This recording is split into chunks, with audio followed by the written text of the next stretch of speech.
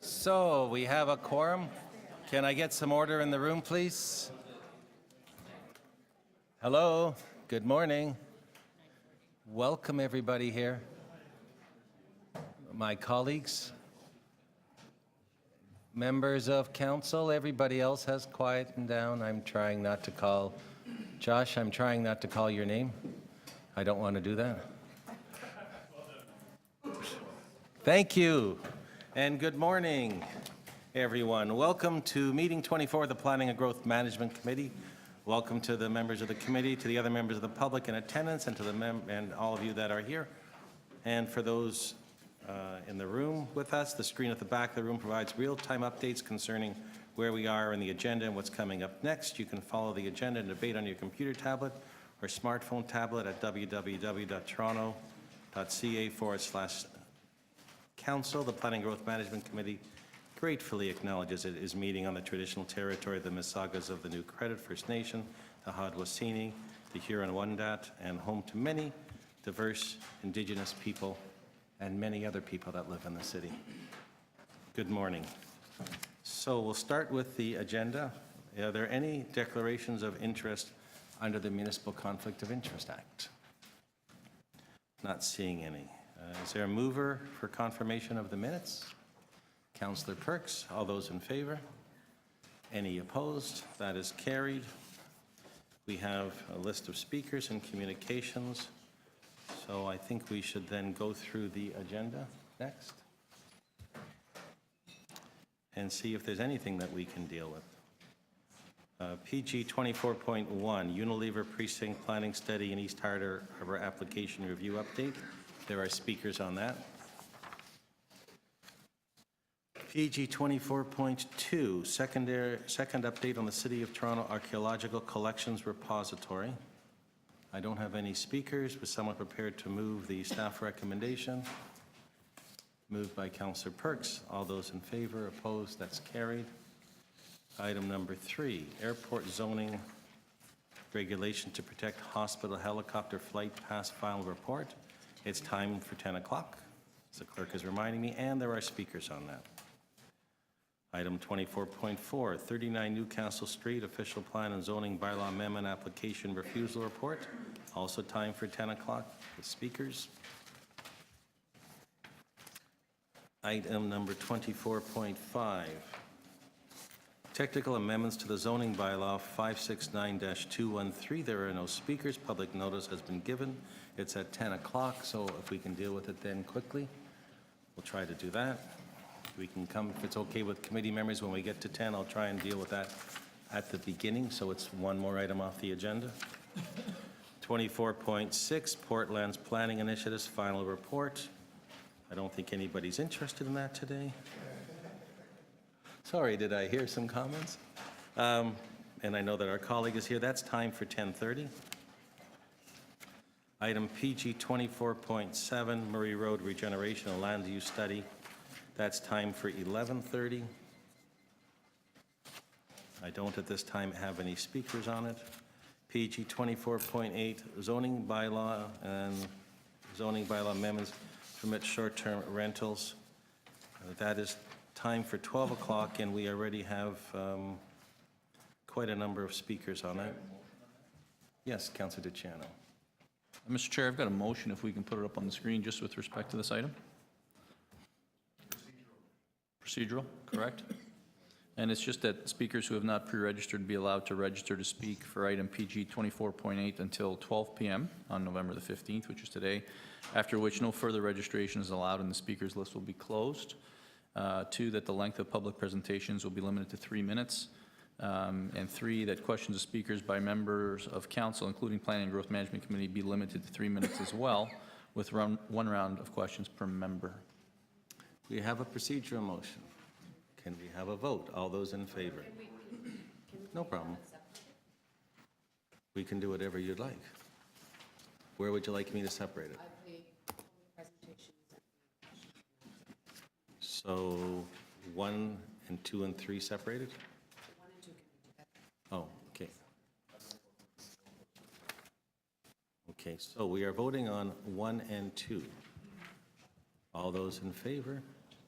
This is your job. All those in favor of motion 1 and 2 on the screen, Councillor Bailao, Councillor Campbell, Councillor DeCiano, Councillor Shiner, Councillor Fillion. All those opposed, Councillor Perks. All those in favor of item 3 on the screen, all those in favor of item 3, Councillor Campbell, Councillor DeCiano, Councillor Shiner. All those opposed, Councillor Bailao, Councillor Fillion, Councillor Perks. That motion fails. Okay, so we are limiting it to 3 minutes, and we are closing the list at 12 o'clock. Okay, next item. 24.9, Don Mills Crossing, Community Building at Don Mills in Eglinton, Phase 2 report. I don't have any speakers. I'll be happy to move the recommendations as our corporation, Build Toronto, has been working on this with city staff and in communication, and they are discussing any issues that they may have, and I thank them both for their work. So I'll move the staff recommendations. All those in favor? Opposed? That carries. 2410, Midtown in Focus, Proposals Report. I have 5 speakers at this point in time and a local councillor who's very interested, so we're holding that down. And PG 2411, Townhouse and Low-Rise Apartment Guidelines. Hold, please. That is being held by Councillor Perks. We do have speakers for it anyways. And Councillor Perks, there has been some discussions between city staff and BILD Toronto and some people with some concerns, and they were looking to have it deferred. And I believe staff were okay with that, and possibly you could just have an opportunity to discuss that with staff before we get to it. I have discussed it with staff. I would like an opportunity to ask staff questions on the record and get a presentation on the item. And then defer it? Okay. No problem. As long as I know the direction we're going so I can try to time it in the meeting. Oh, I don't think it's a huge secret. All right, so we have also a request from staff to add a new item to the agenda. It is an important item, and it is a confidential item. It's a request for direction on Official Plan Amendment 258, Official Plan Policies to implement a development permit system. I've been asked, staff brought it to my attention, and asked whether we should introduce it here or at council, and as you know, my thoughts are get it here, so all members of council are aware of it, so my apologies for the short notice, but with your permission, I would like to introduce this. I'm moving that. All those in favor? Any opposed? Thank you. So, first item on our agenda is Unilever Precinct Planning Study. Why don't we start with that? We have 2 speakers on that. Jonathan Ahi, co-chair of Toronto Film, Television and Digital Media Board. And then after it, Mr. Jarofsky is here. Is Jonathan here? Please come forward. I think many of you have been at committee before, but those that haven't, we have 5 minutes to speak, after which if committee members have questions or non-members of committee, they'll ask them of you. Then we'll bring it into committee to deal with it. The exception to that will be on the Airbnb later today, where we're limiting it to 3 minutes. So we're here to hear from you, Jonathan. Thank you for coming. Thank you, Councillor. And I'll run the clocks at the side. Thank you, Councillor. I appreciate the time. I know you have a busy agenda, so I'll keep my remarks brief in under 5 minutes. My name is Jonathan Ahi. I'm the co-chair of the Toronto Film, Television, Digital Media Board. I'm also the president of NABET 700M Unifor, which represents about 3,000 technicians in the film industry located in Toronto. I'm here specifically today to talk about the Unilever Planning Study and East Harbour Application Review and talk about how great this plan is. This is a plan that reflects the world-class changing city that Toronto wants to be, while also respecting the film industry, which is a major economic driver for the city of Toronto. Last year, about $2.1 billion in economic activity was generated by the film and television industry here in the city of Toronto. And so the recent motions that have been passed in relation to Unilever that incorporate either the restructuring of the studio space within the site or the moving of the studio space somewhere else in the precinct are encouraging to us. It shows that there's the changing city that Toronto wants to be, the world-class city that Toronto wants to be, will also incorporate the sustainability of a viable industry for the film and television digital media industry in Toronto. And I'm here in my capacity to thank you for that work, the work that's been done to ensure the survival and success of the film industry, which is clustered in and around the Unilever site down in south of eastern Portland's district. As you can see behind me, I'm joined by a number of industry colleagues and stakeholders from most of the prominent unions and guilds, from Film Ontario, which is an industry association representing tens of thousands of individuals who are employed directly in the film and television industry. And they're here specifically for both the Unilever project and obviously the Portland's Planning Framework, which is coming up later. They're here because they're interested, and I want to make sure they're aware of just the hard work that's going into making sure this film industry is sustainable here in the city of Toronto. That encourage and thank General Manager Mike Williams from Economic Development, who's working so hard on this file. To thank the Mayor, who's come out strong in support of the film industry and making sure that this file and other files located in and around what is our cluster down in the Portlands are working towards building and growing and sustaining studio space in what is obviously a very hard part of the city to encourage employment lands. Film Ontario just the other day had their annual general meeting where the Premier spoke about how essential it is to have studio capacity in the city of Toronto that is of high quality and high tier, and it's plans like this Unilever precinct that incorporate studio relocation projects that will help achieve that. So I just wanted to make sure that that was on the record, and thank you for the hard work that's being done by the Mayor, by Mike Williams, General Manager, Economic Development, city councillors around this table, and city councillors from other areas like economic development and such. So thank you for that opportunity, and I'll take any questions that people might have. Are there questions of the deputant? I just have, Councillor Fletcher. it's now on, but my lights aren't on here either, just like at council.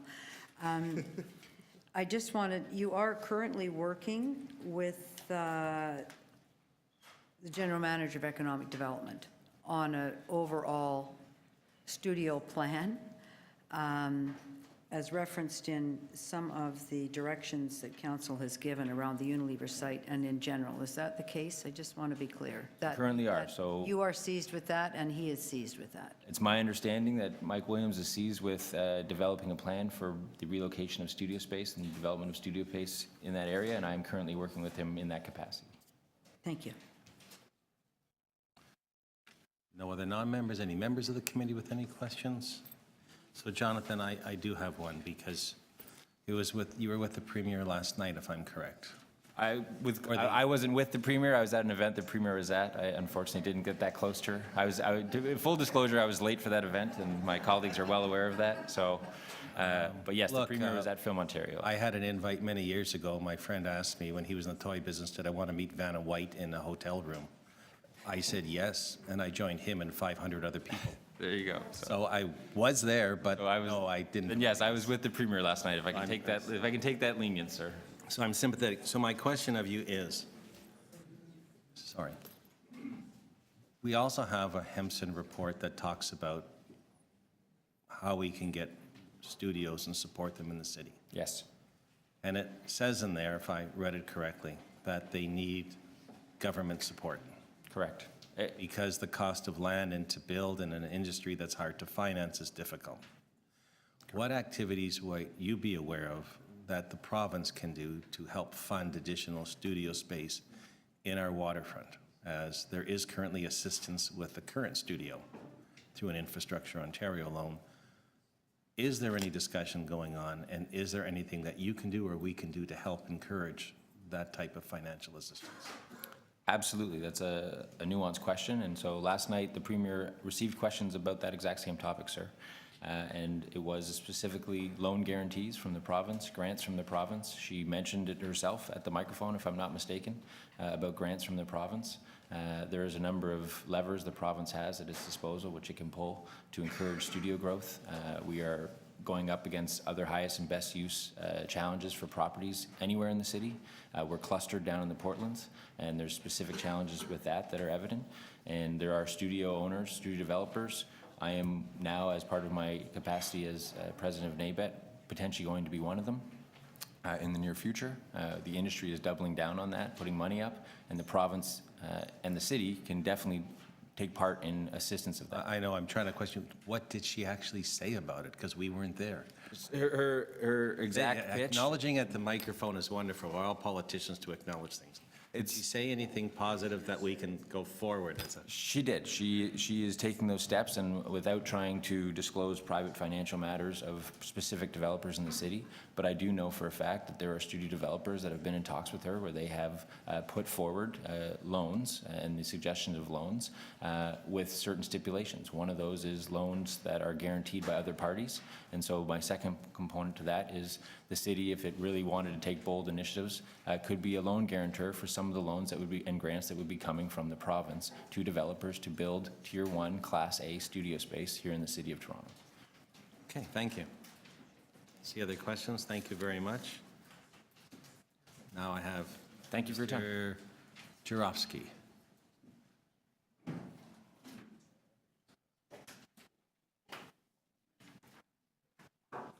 Welcome, David. You've got your 5 minutes. I think you've been here before. Mr. Chair, thank you, members of council, for giving me an opportunity to speak to you today. My name is David Jurovsky. I'm CEO of First Gulf. I've spoken here previously regarding our plans to develop a major new transit-oriented employment node on the former Unilever lands, which we now call East Harbour. The staff report before you provides an update on how we have been progressing since we filed our rezoning application in December 2016. We've worked very closely with city staff over the last 11 months. As a result of that work, we've made significant revisions to our master plan on the basis of our working sessions with the city, which have really been very productive. And based on input that we've received from other agencies, as well as members of the public. We think our plan has improved as a result of the input and suggestions that we've received. There continues to be significant interest in Toronto as a location for new jobs and investment, and I'm here to reaffirm our commitment to developing this commercial node in order to help accommodate that growth. I previously stated that our support for the planned new transit hub and smart track station at this location. And I want to reiterate that we are keen to help advance that project because it is critical for East Harbour to succeed in delivering jobs to the city. Our success will help drive the city's economic competitiveness, attract new investment and jobs. 2023 is our target for occupancy of the first new construction phase of the development, and we are committed to that timeline. But the transit hub needs to be delivered on that same timeline. It is critical. If there's no transit hub, there are no jobs. We cannot attract employers to this node unless there's a way for their people and their employees to get there. They're certainly not going to be coming by car. They have to be able to come by public transit. So the delivery of that transit hub is critical to the success of the economic development and jobs. We've been working closely with the city and Metrolink staff, and I want to say they've been very supportive, and those talks are ongoing. At least weekly, we are meeting with both Metrolinks and the city to advance the design, and we look forward to the ongoing collaboration to deliver the transit hub and deliver the jobs and economic development. Thank you. Thank you. Questions, Councillor Fletcher? Don't know if is that on now? Yes? Yeah, we can Thank hear you. you. Good morning. I just wanted to ask you two questions. One is that the transit hub, which is a smart track transit hub, you're simply waiting to have that confirmed. Are you planning to contribute to the transit hub? Yes, thank you, First Kat. Gulf will be contributing significantly to the development of that transit hub. Yes, thank you, Councillor. We have gone on the record, and I'll restate it today, that we are prepared to make a significant contribution to that transit hub. I don't believe that there's any precedent for it in the City of Toronto where a private developer has contributed to a public transit hub, public infrastructure. But we have gone on the record. We remain prepared. We put a proposal in front of the city. In fact, we're already spending tens of millions of dollars through the engineering of the station, and we provided all of that information and all of that work by Hatch Engineering to the city and to Metrolinx in order to keep this moving and move the project forward. So what you're waiting for now is just something from Metrolinx and the city to confirm the base condition of Yeah. what you'd be delivered? That's correct, Councillor. And I do want to say, we are at the table with the city of Metrolinx. Yes. There are ongoing meetings. There's meetings, in fact, at least 2 meetings this week. So I feel that we're getting to that point. But I want to reiterate the importance of that because we simply cannot finalize any arrangement to bring any company or any employer to the site until we can guarantee transit service at East Harbour. That's fundamental, and we're at the table, and the city and Metrolinx are there with us, but let's get this done and let's move forward. And that just brings me to my second point about being able to deliver jobs on that site. And you have a very fulsome plan to bring quite a few jobs to that site. Recently, Global Toronto advertised that site as residential, and I'd like you to confirm that that isn't in your plan, because there's some confusion around that, whether or not this is a job site or it's a jobs and residential site. Well, thank you, Councillor. I want to make it clear. Our application is as an employment node. Our application does not include any residential uses, nor are those uses permitted under provincial or municipal policies, and we are not making that application. The Global Toronto bid book, there was a bit of confusion. It certainly wasn't as a result of anything that we did, but I've mentioned to some members here that they inadvertently, I think in their rush to get this bid book out because it was under a great hurry to get it done, had shown residential on our site. That clearly is not the case. The residential they were referring to was on the McCleary lands, which are south of Lakeshore, which have certain residential uses and mixed-use uses. It was not on our site, and we are not promoting that, and we're not applying or asking for that. Thank you. So I understand they're correcting that as well. That's correct. Global Toronto. And we've been in touch with them. They've acknowledged their mistake, and they are going to make that correction. And thank you for clarifying it, because I think there's some confusion here as well. Thank you. Thank you. Are there any other questions of the deputants? From my colleagues? Mr. Jarofsky, then, time is of the essence. Yes, It's a provincial election, but there happens to be a municipal election, yes. which means we break next July. What are the timelines that you need from us and further reporting before we break? Well, I don't think there's any reason why we can't have a deal in principle done with the city of Metrolinx by Christmas. That's on the transit? On the transit. We are very close. There are proposals on the table. There are meetings, as I say, there have been meetings this week, and there are more meetings this week with various agencies and departments, both at Metrolinx and the city. There was a very important meeting at Metrolinx yesterday, and members of the city as well were there. You're working really hard. That's transit you expect to have by the end of the year, early the new year. Yeah. Anything I'm looking for, are there any Yes. questions I can ask of our staff as to be able to meet the timelines that you believe are necessary Yes. to move this forward? There are two critical things. There's the transit and there's the rezoning. We need our rezoning done by spring. I think that everyone and the team at the city and at planning have been very good about aiming for that kind of a timeline.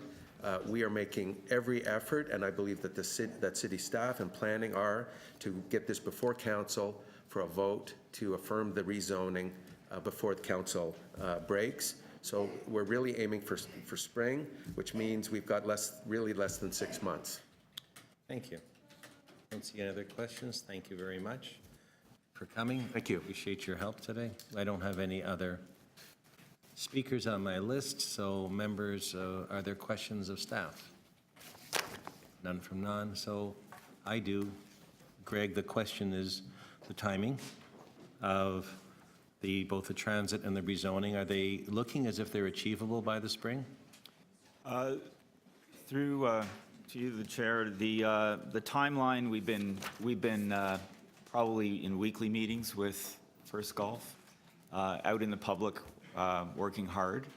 It's an aggressive schedule. I'm not going to, say that it's going to be easy, but we are mindful of the objective to put the applicant in a position to be able to go to the market with zoning, which is often what we hear from applicants. We, of course, have many public objectives to resolve, the transit and the assurances on the infrastructure that are needed to be able to recommend a zoning bylaw to council. I would note that spring ends on June the 21st.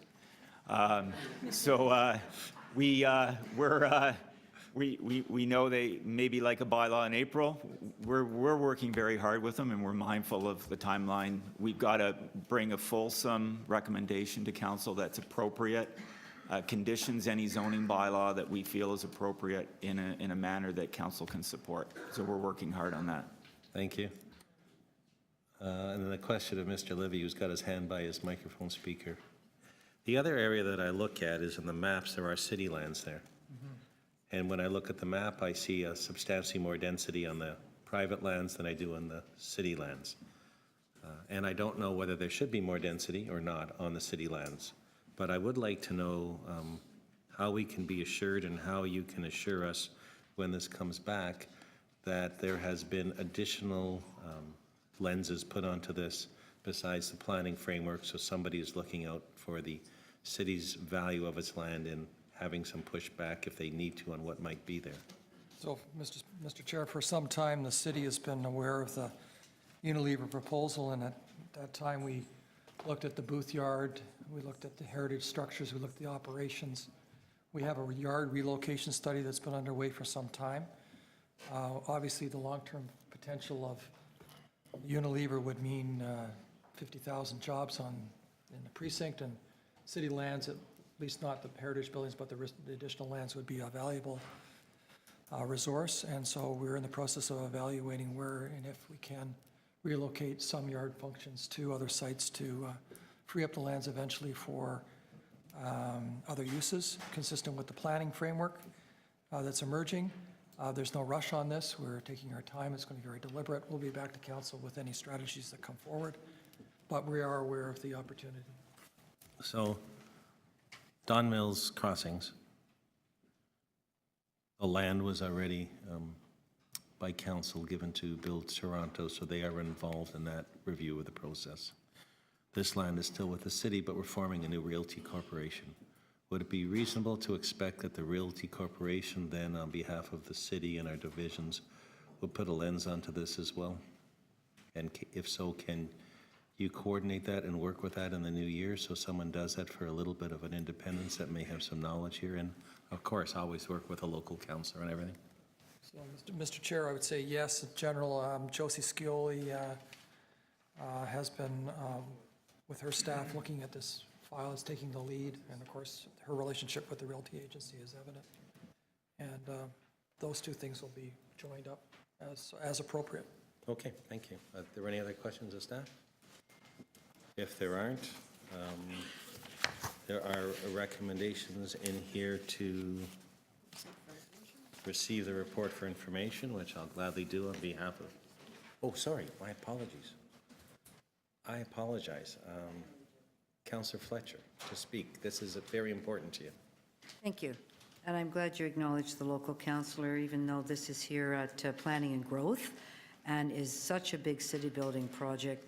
There are certain things that the local community is very interested in. We do have a stakeholder group, but I think some of the impacts of the traffic and flows on the neighborhood are something that our staff are looking at and the stakeholder group is looking at. And I just want to flag for you that it's very low-rise development in that neighborhood, and we are going to be doing a lot there. So I certainly know that the neighbors appreciate the sensitivity that the city has in such a large project to the surrounding community. This is a huge, huge, huge project. I can just talk about the river and the renaturalization of the mouth of the river and the Don that it's going to feed up to this site, that the Gardner, which will be revamped and affect this site as well, and all of the sewer and the other works that will be ongoing down in this area that will add to the success of this very large project. I'm glad we talked about the two types of relocations here. One definitely is the city yards, and I think I put that long ago in a motion, that we have some critical industries that the city has for the success of the south end of our entire city. That solid waste runs out of there, parks run out of there, MLS runs out of there, and I think buildings also has offices there. So in particular, the solid waste and transportation functions must be replaced somewhere in the south end because they service Toronto and East York area. So that's a big challenge, and I know that our deputy city manager is very involved in that. Mr. Livy has grasped that, understands that, all those hard services that need to find a new home in order to achieve this master plan that's before you. And as well, we've heard from Mr. Ahi about the other challenge, which is relocation of a very critical industry, which is the square footage and the large CineSpace that exists on this site as well, which is another piece of infrastructure. It isn't city-owned, but it is part of a $2.2 billion industry and can't be forgotten. And I do have to thank Mr. Jarofsky because I think he really understands the pressures that we are under in creating this brand-new jobs campus with relocating and finding a place for the existing and current employment uses that have existed in an employment area. And this is an employment area. I know at the stakeholder group, people are saying, well, why isn't this a residential mixed-use area? We know this is the last full-scale, full-out, continuous employment area left in the city of Toronto. It's a very important area. It's also now worth a lot of money. This end, we're having the Unilever Precinct, the First Gulf plan. The other end, GM has bought there for a very big development that they're putting down there on only 7 acres. So it's becoming a popular second downtown with offices and many other functions. I just want to also say quickly that the heritage buildings are absolutely beautiful on this site. They are owned by the city. That's where many of the offices are there. They're the same buildings that 51 Division moved into as the police office down on Front Street. And I believe that we should be keeping a very close eye on those and be looking to have a use that would be a larger community use, a larger city use, a larger cultural use, and would like to see those buildings maintained as part of our footprint on this site as a goal for city building, for the arts, for culture, for design, for everything else. And I haven't got any motions to that effect, but I think that's a conversation that's happening at the stakeholder committee, and there'll be some recommendations to that end. And then I also want to thank our acting chief planner and our planner, Carly Bowman, for the excellent work. It's not an easy application that you've brought forward, Mr. Jarofsky. You have your own lands that you're rezoning. You have another about 30 or so acres that are other ownerships, including the city, and master planning for the entire area. You have the Smart Track station, making sure that the relief line will also move into the Smart Track station, and a number of relocations. So it's very exciting, very complex, and I'm very happy that we're as on top of it as we are and as committed as we are to all the aspects of this work. Thank you very much. Thank you, Councillor Fletcher. No other non-members, any members of committee that wish to speak to it? So I'll just make a brief comment based on the questions that I have, and then you're welcome to proceed, is that I do hope that we can have a thorough review of the use of the lands that are city-owned nearby, in particular, and Councillor Fletcher, the reason I'm suggesting that is I don't know how the heights that are on those are impacted, but I noticed that the lands closer to the west on Unilever of our site go up to 9 floors, but the lands along the perimeter on Booth actually go up to 11 floors. Next to our land, they're going up to 41 floors. So I don't know what'll have the least or the most impact on the neighboring community. I just want to be sure as well as that there is appropriate use for our lands as we go forward. We get full value while dealing with the ability to mitigate the impact on the neighborhood through our land as well. And I know my local councillor, will be on top of that, but that's where I'm coming from with it, and hopefully you'll have an opportunity to do that, and there'll be this other lens on it that's be able to report to us and give some assistance on it. Otherwise, Councillor Perks is moving the motion to adopt the staff recommendation to receive for information. All those in favor? Right here as well. Any opposed? Seeing none, thank you very much.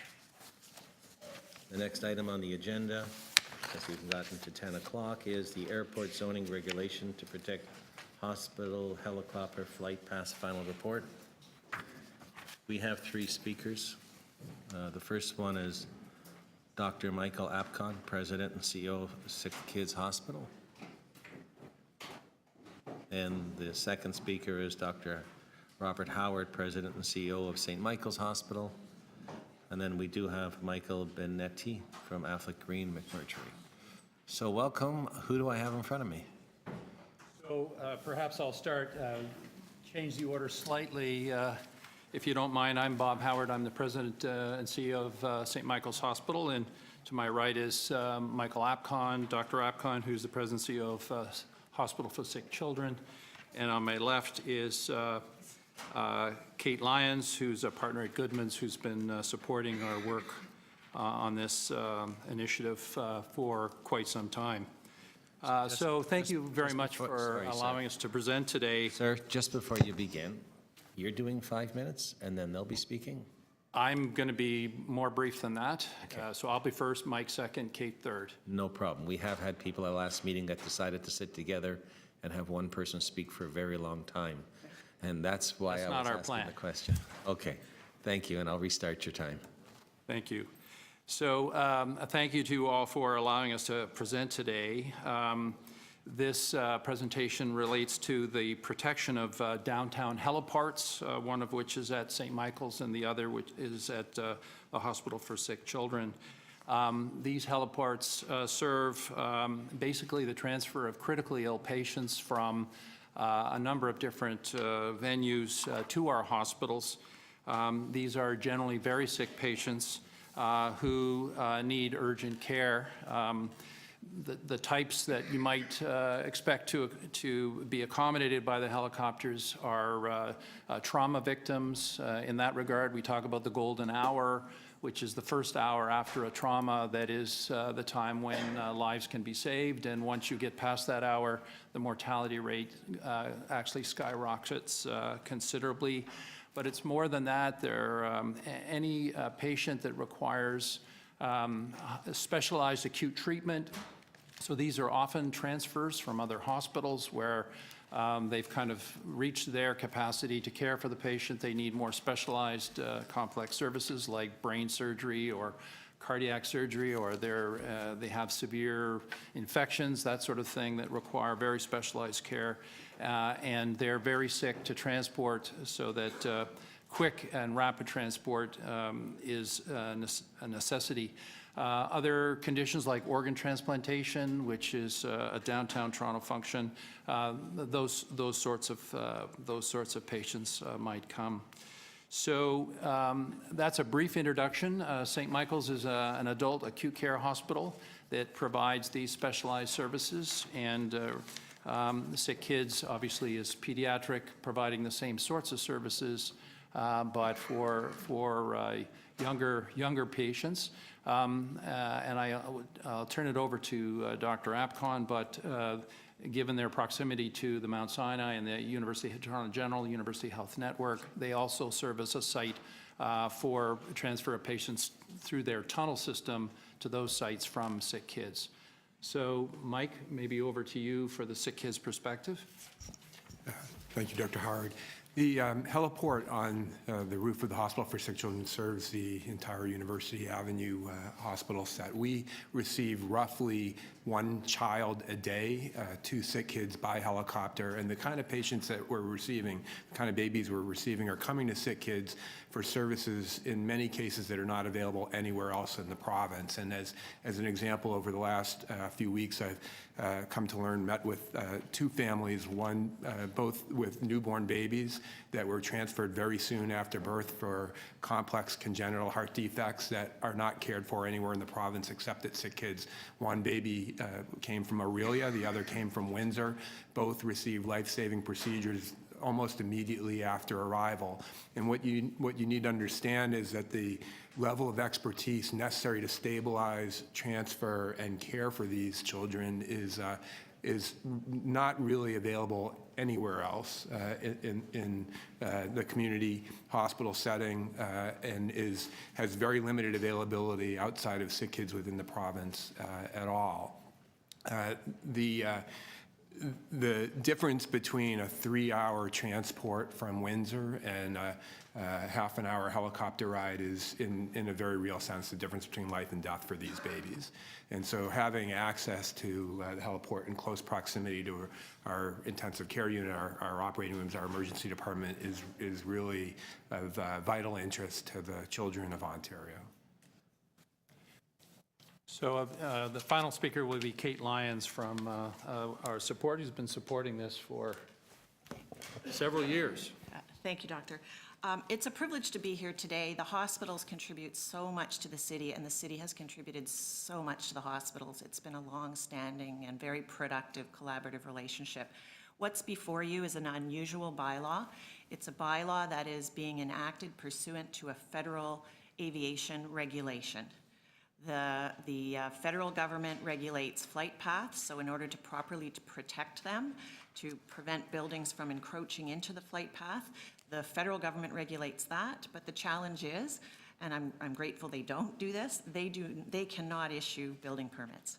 And so a very special collaboration between the federal government and the city was required for this to happen. So this is a bylaw which will regulate, if you look at your packages, there's some triangular shaped flight paths.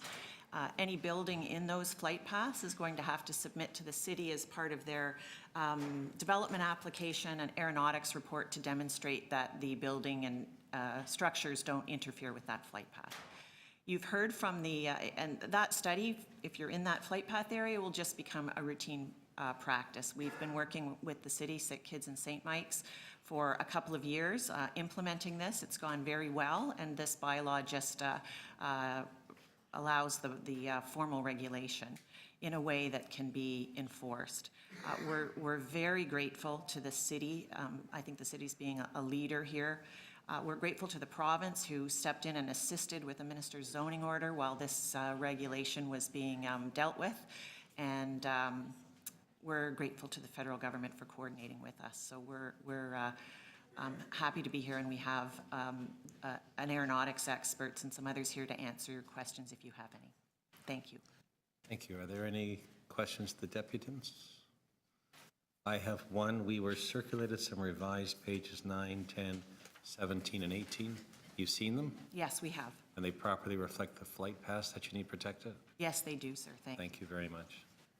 Okay, well, thank you very much for coming. We have another speaker. We have Michael Benetti from Affleck Green McMurtry.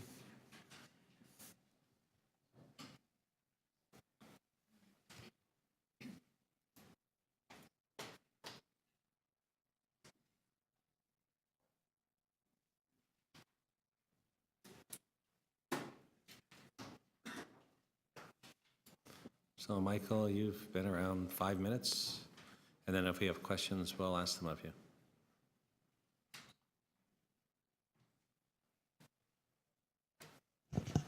Thank you for the opportunity to make a brief presentation. My name is Michael Benetti. I'm from the law firm Affleck Green McMurtry. We act for Lalu Canada, and they own several properties under what I would say is the lowest part of the flight path into Sick Kids Hospital in the attached report. Our client is concerned about the lack of notice that they say they did not get on this item. We've circulated a letter yesterday that goes into detail about those concerns. But primarily, our client is looking for the opportunity to have a meaningful discussion with staff and the hospitals, and are simply asking for a deferral to permit that to happen. There is no dispute that there is a need for a heliport. That's clearly vital. What we do have now is time to permit this discussion to happen, because the province has recently extended a deadline for dealing with this matter, and that was the minister's zoning order that the previous deputant spoke about. That has been extended to March 31st, 2018. It was initially September 30th. So until that time, anyone in need of air ambulance transport to those heliports is protected. There will be no impact on them as a result of this request.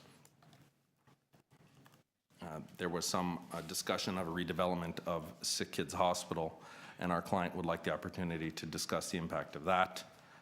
Again, we are not disputing the city's role in regulating this matter. Our client just wants the opportunity to participate. It will likely need outside help in order to understand the full effect of this plan on them and perhaps to make representations.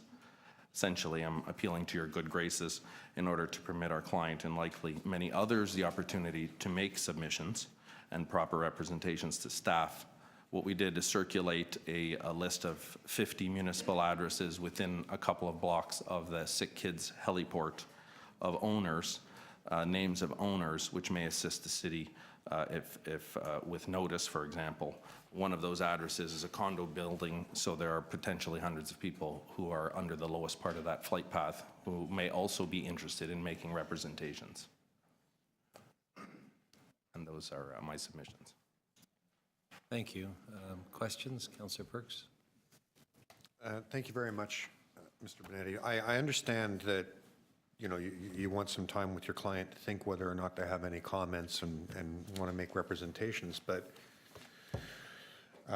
you know, we don't take representations for their own sake. The only outcome that could possibly matter here is if your client or someone else said that they objected to these flight paths. Is that your understanding as well?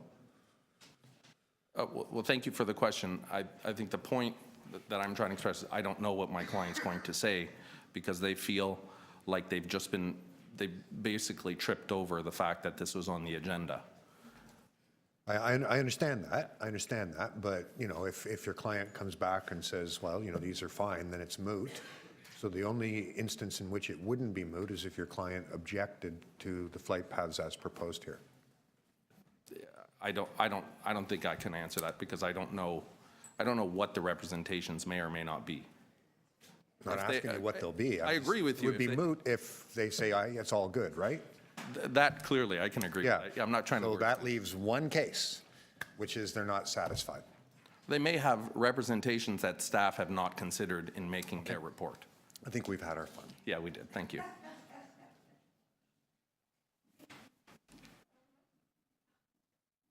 there any other questions of the deputant, Councillor Campbell? So was your client clear with you that they would like to see changes in the way that the flight path has been laid out? Thank you for the question, Councillor. No, because our client hasn't had the opportunity to even consider the impact. So that's one of the, that's a possibility. I concede that. We have some time for them to come to that conclusion or not. When did your client, who's your client, sorry? Lalu Canada. And that is? They own properties. In the area, in the vicinity? Correct. Okay. And when did your client become aware of this, proposed change or the proposed regulation? Well, I was retained last Thursday, and it was, call it frantic at that point, because they had realized. So I think that's the best answer I can. Have they sought to engage either of the two hospitals? Well, part of it is me coming here today to permit that to happen. I mean, in the I mean directly. They have not sought to engage either of the two hospitals since learning of this? Since last Thursday, I don't know the answer to that question. I'm sorry, Councillor. Okay. I think they would like to discuss that with city staff and with the hospitals. We have until the end of March. How many properties are we talking about? They own, it's several along Elm Street. Along Elm Street, okay. 650 Bay and 55 to 71 Elm Street. And those are within the flight path? Correct. Yeah, okay. The flight path has 2 zones to it, so I just got this too, by the way, so. Yeah. What's that, sir? I just got this too, so I'm not that familiar Yeah. myself, right? It's, and when you see on the maps, it's the area, it's the innermost part of the flight path. So they have, how many properties did you say? It's, I don't know how many are between 55 and 71 Elm. That they own? That they own? 650 Bay and 55 to 71 Elm. Okay, thank you.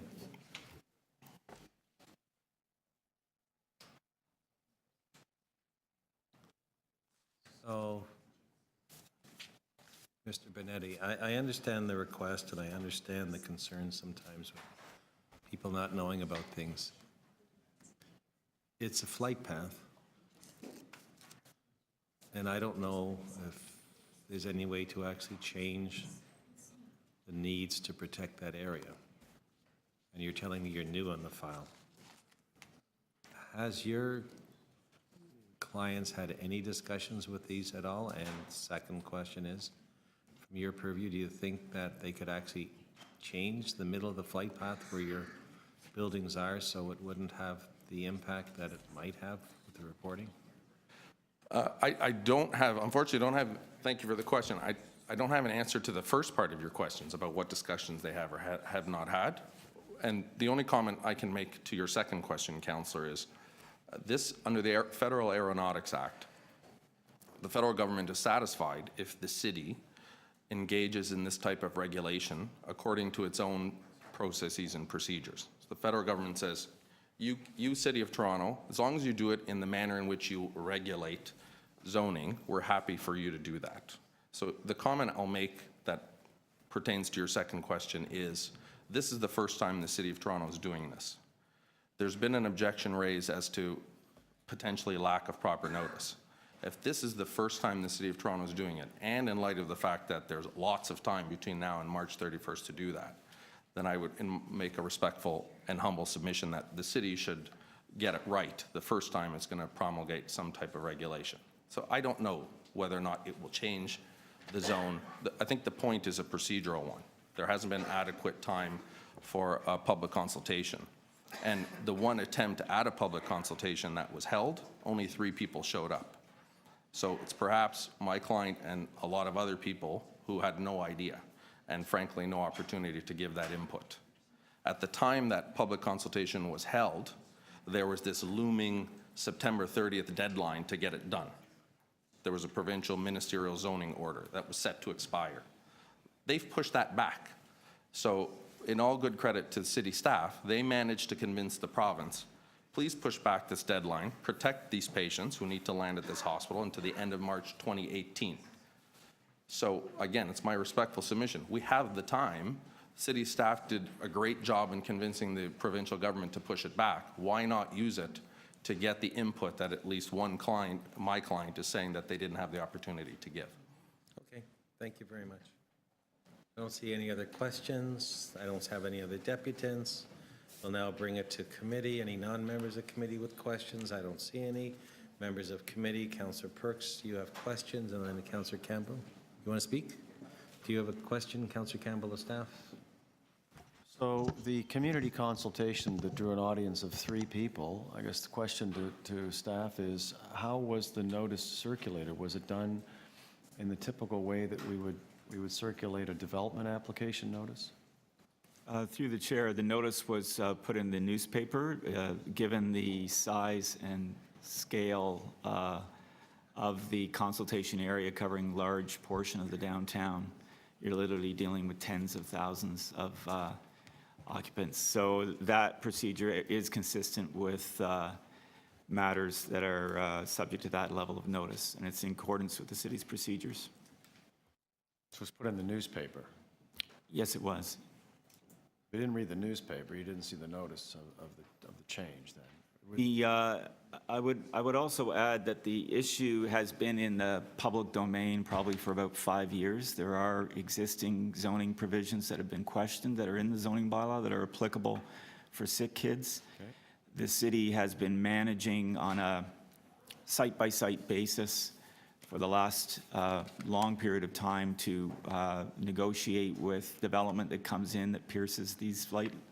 And it's a matter of very urgent and priority public policy to have this zoning regulation put in place to be able to enforce and maintain these flight paths for something that is actually consistent with the official plan and conforms with the growth plan of the province of Ontario.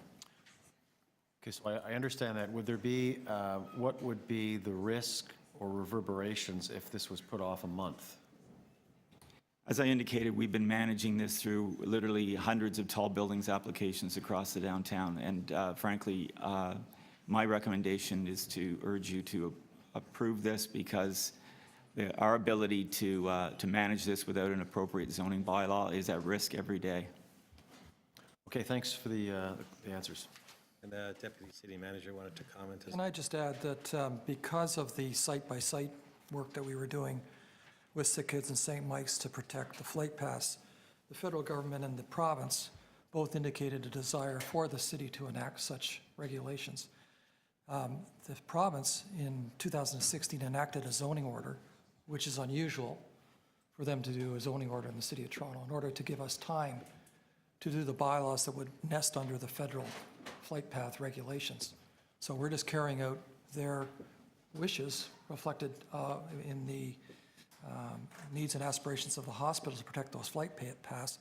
And the zoning order has been, as I said, in place now since 2016, and they extended it in order to give us the additional time to have this bylaw come into effect. And landowners should be aware of this. So I'll ask just a follow-up question then. Zoning order comes in, which in essence is very similar to the bylaw that we're going to enact to protect the flight paths. When that came in, would the property owners then have been aware of that? There was notice again in the minister's zoning order. Landowners have an obligation to be aware of those notices. So I'm still trying to get my question a little bit. Would they been, or are you saying they should have been aware of it? They should have been aware of it, yes. So a zoning order came in, how would they have been aware of it? It's like any other bylaw that we passed, notice provisions are put forward. People are expected to protect their interests by being aware of the Gazette and other federal, provincial regulations and federal regulations. That's the obligation on the landowner. And to the extent that we've consulted on this bylaw, we've got it before you. And this is very typical of any zoning or zoning order regulation that would be enacted. So the zoning order that was placed by the province, Mr. Livy, is it similar to the same restrictions that are being recommended now? Yes. Same flight paths, the same buildings? That's right. So it's kind of, if we don't do it, they're probably going to have to extend it anyways?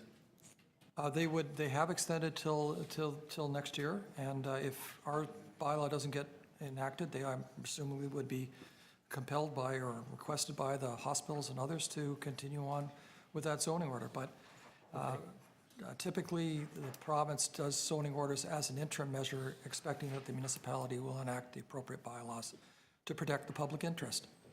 Thank you. Councillor Perk, you wish to speak? I'm just going to recommend that we adopt the staff recommendation. One of the things that always amazes me and gives me, puzzles my noodle is when someone comes to a public forum like this and says, I have no opportunity to make public comment. This is the opportunity to make public comment. You don't hire a lawyer of Mr. Benetti's quality just on a flyer. Just, oh, gee, something's happening. I guess I should think about it for a while. The only reason you hire someone of his quality is if you're trying to protect or want to consider protecting your right to eventually build higher. And anyone who owns a property in the downtown in the city of Toronto who's considering building higher is part of a very small community of people. There are only so many planning consultants, only so many architects, only so many legal firms who deal in property matters in the downtown. And they are all aware because they've all been associated with some project that comes near one of these flight paths. I sit in Toronto East York Community Council. I see these issues come by all the time. To say that you're not aware of it or you're shocked, horribly shocked, is disingenuous. This is a very straight matter of providing a critical piece of infrastructure. It happens to be in the air for life-saving services in the city of Toronto and frankly for the whole region. There is no credible case that can be made that we should be deferring this. It's a consistent problem, and it's a risk, as the deputy city manager said, that we face every day until we get it settled. So I think the time to settle the matter is right now. Thank you. I'll speak for a moment. I think you often know as members that I am sympathetic to people that want longer to see plans and have an opportunity to contribute to them, and generally look for that. In this case, there's a question of public benefit against a landowner, and there's a question of timing. I asked a question of our deputy city manager because the bottom line is, it doesn't matter. This is the flight path. Those are the areas that are going to be protected. They're being protected now by the province. We've had an opportunity to work through our regulations and our regulatory requirements in here to look at those and have come up with the recommendation from staff to protect the same flight paths. I don't think anything's going to change. If there's an opportunity or a concern between now and council, legal counsel on behalf of those applicants is welcome to call city staff and discuss if there is some type of option. I look forward to hearing something if that comes up at council, but that failing, I think public policy to protect the flight paths for any of us that may be in those emergency situations that would require a flight into the downtown area where we're currently going. The helicopters go now. It's a necessary service. I can't replace it. When I see a helicopter overhead, if it's a news chopper, unless they're taking my picture, I wonder why they would be there. And hopefully it's not chasing me down the street, but and they're not. When I see an orange helicopter in the air, it really, to me, is a wonderful sight to see, because there, for the grace of God, goes someone that needs that service that we have to protect for, and should do everything we can to try and help those in that type of emergency situation, and the great work that all the hospitals in the downtown core and others around the city do. So I am fully supportive of recommending this to council, and support my colleague is moving the motion to do that, and I think there's nothing else that we have to say. I think that you all will be similar thought, because knowing all of my members of committee, I think we all think the same when it goes to the public, and I appreciate all that from you. So, Madam Clerk, we have a vote on staff recommendations moved by Councillor Perk to adopt them. Can we have a recorded vote? All those in favor? All those in favor, Councillor Bailão, Councillor Campbell, Councillor DiCiano, Councillor Shiner, Councillor Fillion, Councillor Perks. That motion carries unanimously. Thank you very much. Next item. PG 24.4, 39 Newcastle Street, Official Plan and Zoning Bylaw Amendment Application, Refusal Report. We have speakers on that. We have 3 speakers. Harry, I think it's Usuren from Mimico Lakeshore Community Network, Martin Gerwin, Co-Chair Steering Committee from Mimico Lakeshore Community Network, and Judith Rutledge, Co-Chair Steering Committee, Mimico Lakeshore Community Network. 3 of you, are you all here? Where are the other ones? Why don't you all come forward? So we'll have all 3 of you come up, because I think you're all of similar mind. I think you'd all like us to support this. We have a letter which you might have seen came in from the local councillor saying to support this refusal. You have a staff recommendation to support the refusal. I highly doubt anybody isn't, but we have an extremely heavy agenda. So if you could help us out by telling us that you like it and what your comments may be, the negative, in a quick matter instead of using all 15 minutes, I'm sure my colleagues would like to vote for what your wishes are.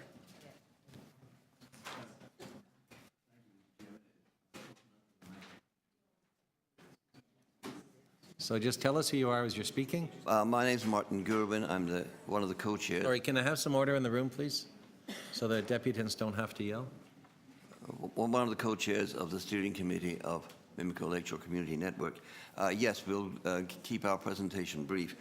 And as is clear from our letter, we do think that the Mimico-Judson secondary plan is the right solution at this time for the good progress of the neighbourhood. Despite the fact that Mimico-Judson wasn't originally designated a regeneration area on the recommendation of city planning staff, the recommendation came at the political level from the local councillor through a motion at Etobicoke York Community Council. But the history of the application that's in front of us is that the owners, Dunbar, applied in July of 2016 and put in an application that came close to conforming to the secondary plan, which we support. And the application was made with the advice of very competent planning consultants, Bellsfield Incorporated, and I think it's safe to assume that Bellsfields would have given their advice to Dunbar for an application that would make a healthy profit for Dunbar. And this is fine. We need developers to be able to make healthy profits. But what did Dunbar do? They sat on that for a while and then made the decision to dismiss Bellsfield and hire another planning consultant, Hunter and Associates. And Hunter and Associates came up with a revised proposal that didn't even come close to conforming to the secondary plan. There were 3 towers instead of 2, 33% more gross floor area, 37% more residential GFA, 63% less non-residential, so that it no longer meets the minimum required under the secondary plan, 40% fewer parking spaces. The new proposal eliminates the grocery store that would have been valuable to the neighbourhood. It does away with the required minimum of sunlight on the park. It breaches the 30-metre safety setback from the railway corridor that would be recommended by the guidelines adopted by the Canadian Federation of Municipalities. And the new towers would even cast shadows on the residential area on the other side of the railway corridor, the south side. And the revised application, which really should be regarded as a whole new application, did all of this, and for what purpose? I can't think of any public benefit that would flow from this. The reason must have been to give Dunbar a method of making extra profit. So they had the gall to, Hunter and Associates had the gall to recommend, and Dunbar has the gall to ask the city to set aside the ideals of the secondary plan and the other benefits that would have come to the community, such as the grocery store, to enable them to make an extra profit. Now,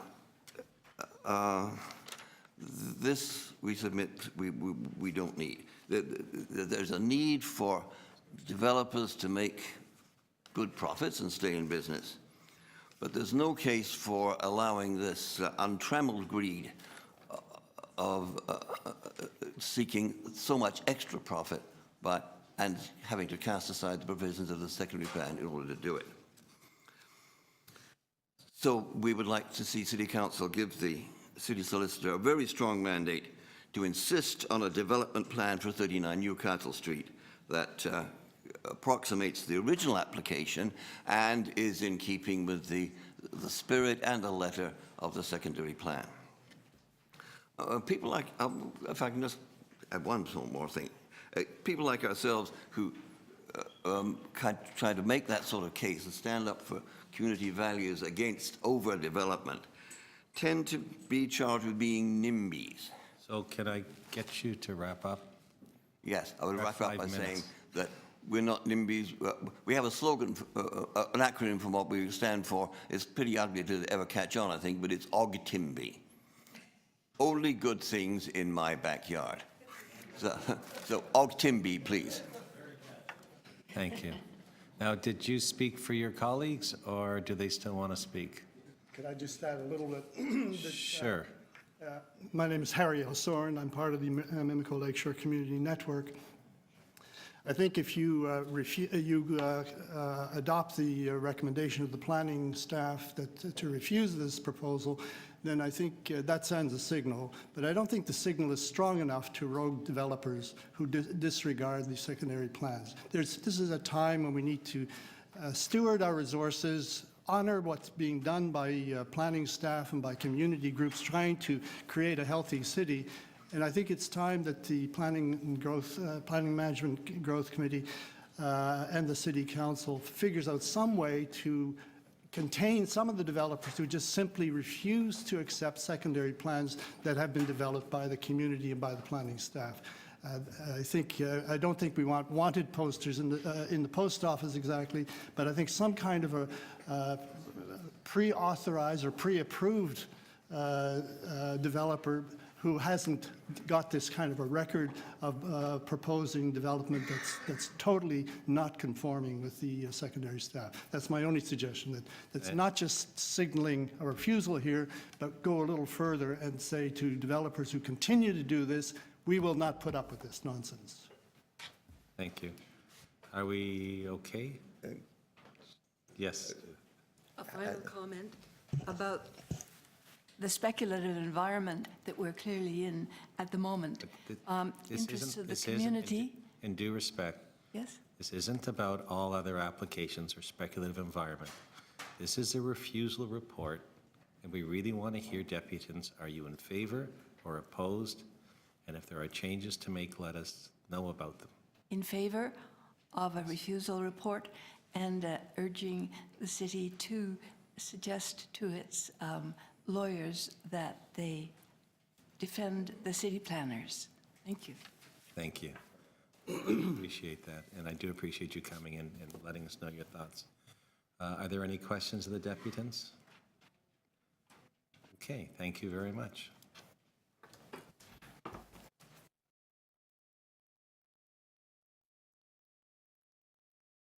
So I don't have any other speakers on the list. We have this to come into committee.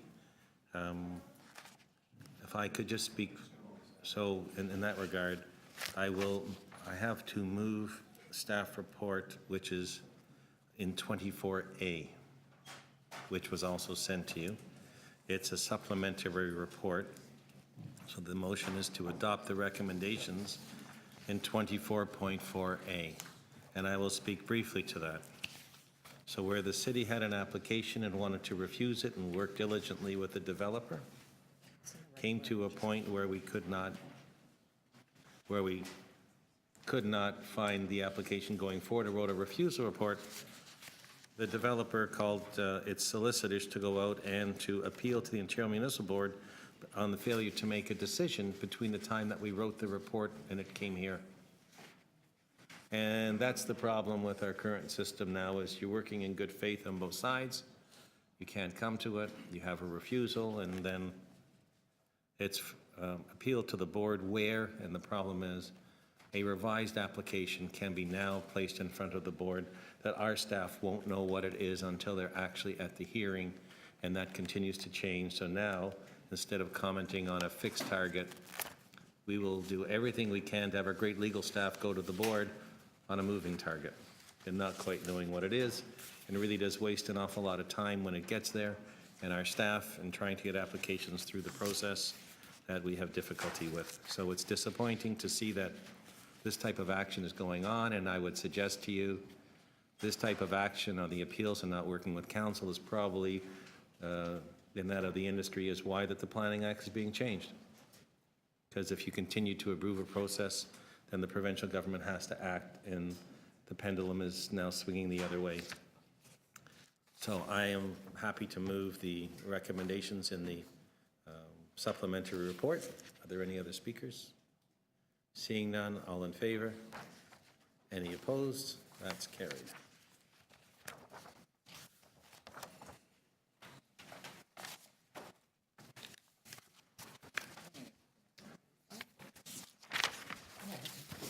Item 24.5, Technical amendments to zoning bylaw 569-213. Public notice has been given. I don't have any speakers. So, someone want to move the adoption of the staff recommendations? Moved by Councillor Campbell. Are there any speakers? Not seeing any. All those in favor? Opposed? That's carried. Item 24.6, Portland's Planning Initiative's final report. We adjourned this last time. We're back here with it again. We have completed our public speakers on it. We can go back now, if you wish, to questions of staff. Sorry, we're on 24.6 now? Yep. Was there something else that you wanted to deal with before we deal with that? Not if there's anything else on the agenda. Sorry. It is timed. One moment.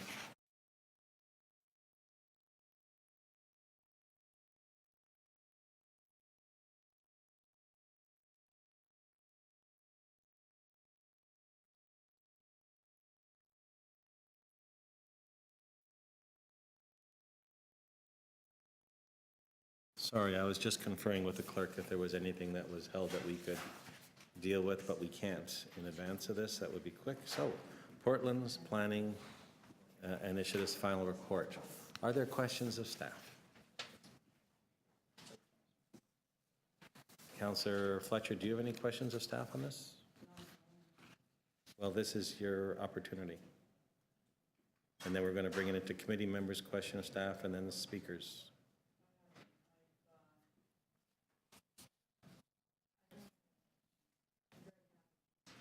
Okay, thank you. Are there any questions of staff by members of committee? Councillor DiCiano. Thank you, Mr. Chair. My questions pertain primarily to the idea or the effort to allow an opportunity for the film stage industry to locate into the Portlands, to build an area where they can flourish. And I have some concerns that this plan doesn't do that. And primarily, my concerns rest with the McCleary precinct. So maybe my question to staff is, by designating McCleary PIC as opposed to PIC core, what does, that's a mixed-use designation, so ultimately that would allow for office, residential, and productive and interactive creative uses. Is that correct? Through the chair, that's correct. Okay. As well as residential uses. As well as residential uses. And currently, when we look at all the precincts, would that be the precinct that really has the largest allotment of city-owned lands available for this type of procurement, if that's the appropriate word? I'll ask Ms. Ritz to answer that question. Through the chair, no, there are other areas that have city-owned lands available. And which areas are those? There is lands available in the Turning Basin District. There's approximately 8 acres there. There's some potential lands that could be made available in the Warehouse District. There are also lands that are available in South River. So with respect to South River, if we were looking to replace what we're losing today, tomorrow, the South River gives that option, or is that by the time you build the Don River and you stage construction, is that like a 10-year play? Through the chair, it could be an option in about 6 years. 6 years, okay. So, and when you look at the Turning Basin area, how many acres of government or city-owned lands is there to provide the incentives to locate there?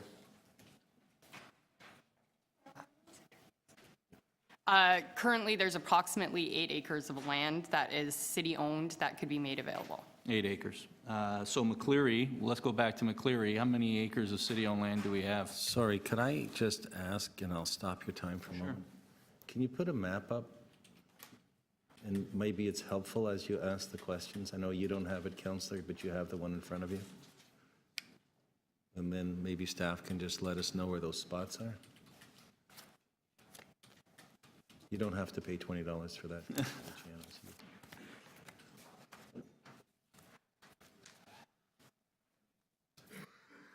Yeah, if you can put a map up, I'm sure it'll be much helpful when you ask the question. And I think the map in front of him is which one, Councillor?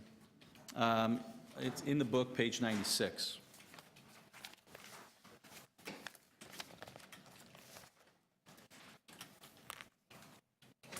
So thank you for the response. You've suggested that there's approximately 8 acres available. I haven't got a map up. Oh, sorry. I haven't restarted your time. And I didn't mean to put Cassidy in the spot, but I think it's probably helpful if we do that.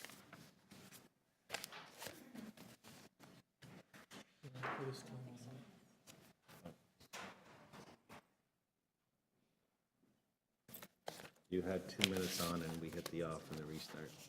So you have Give me 5 more minutes. You have 3 more minutes and then we can come back. You got to stop because the map's not up yet. I'll give you 3 minutes after I restart it, okay? And then if you want a second round, we'll ask committee for that.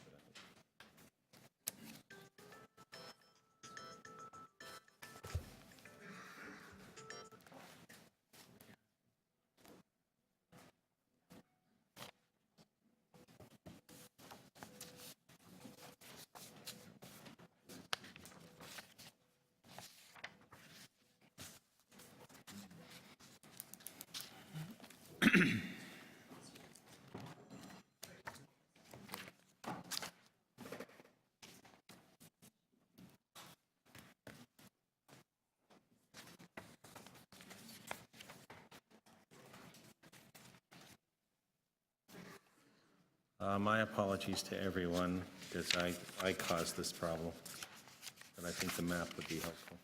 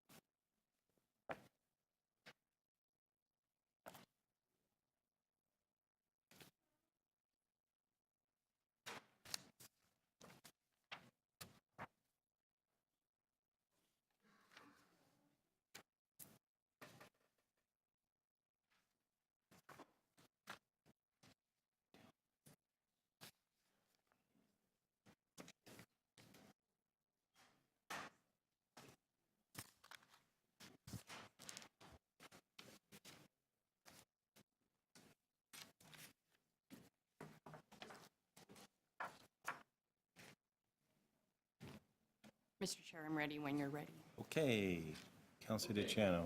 Thank you, Mr. Chair. So thank you for the answer. You say there's approximately 8 acres of city-owned lands around the turning basin. Correct. Meaning that the largest quadrant of city-owned land would still reside in the McCleary district. Is that correct?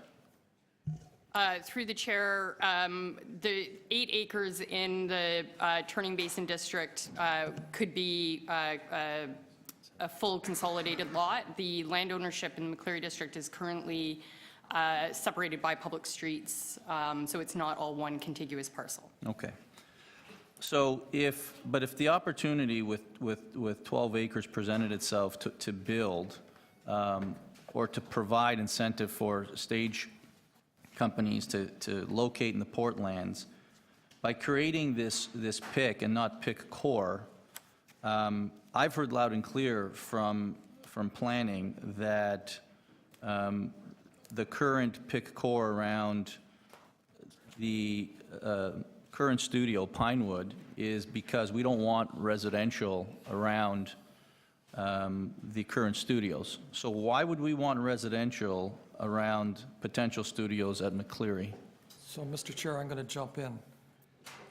If you look at page 108, the planning framework, the document, or that map, north of the ship channel, more than half of them are film friendly.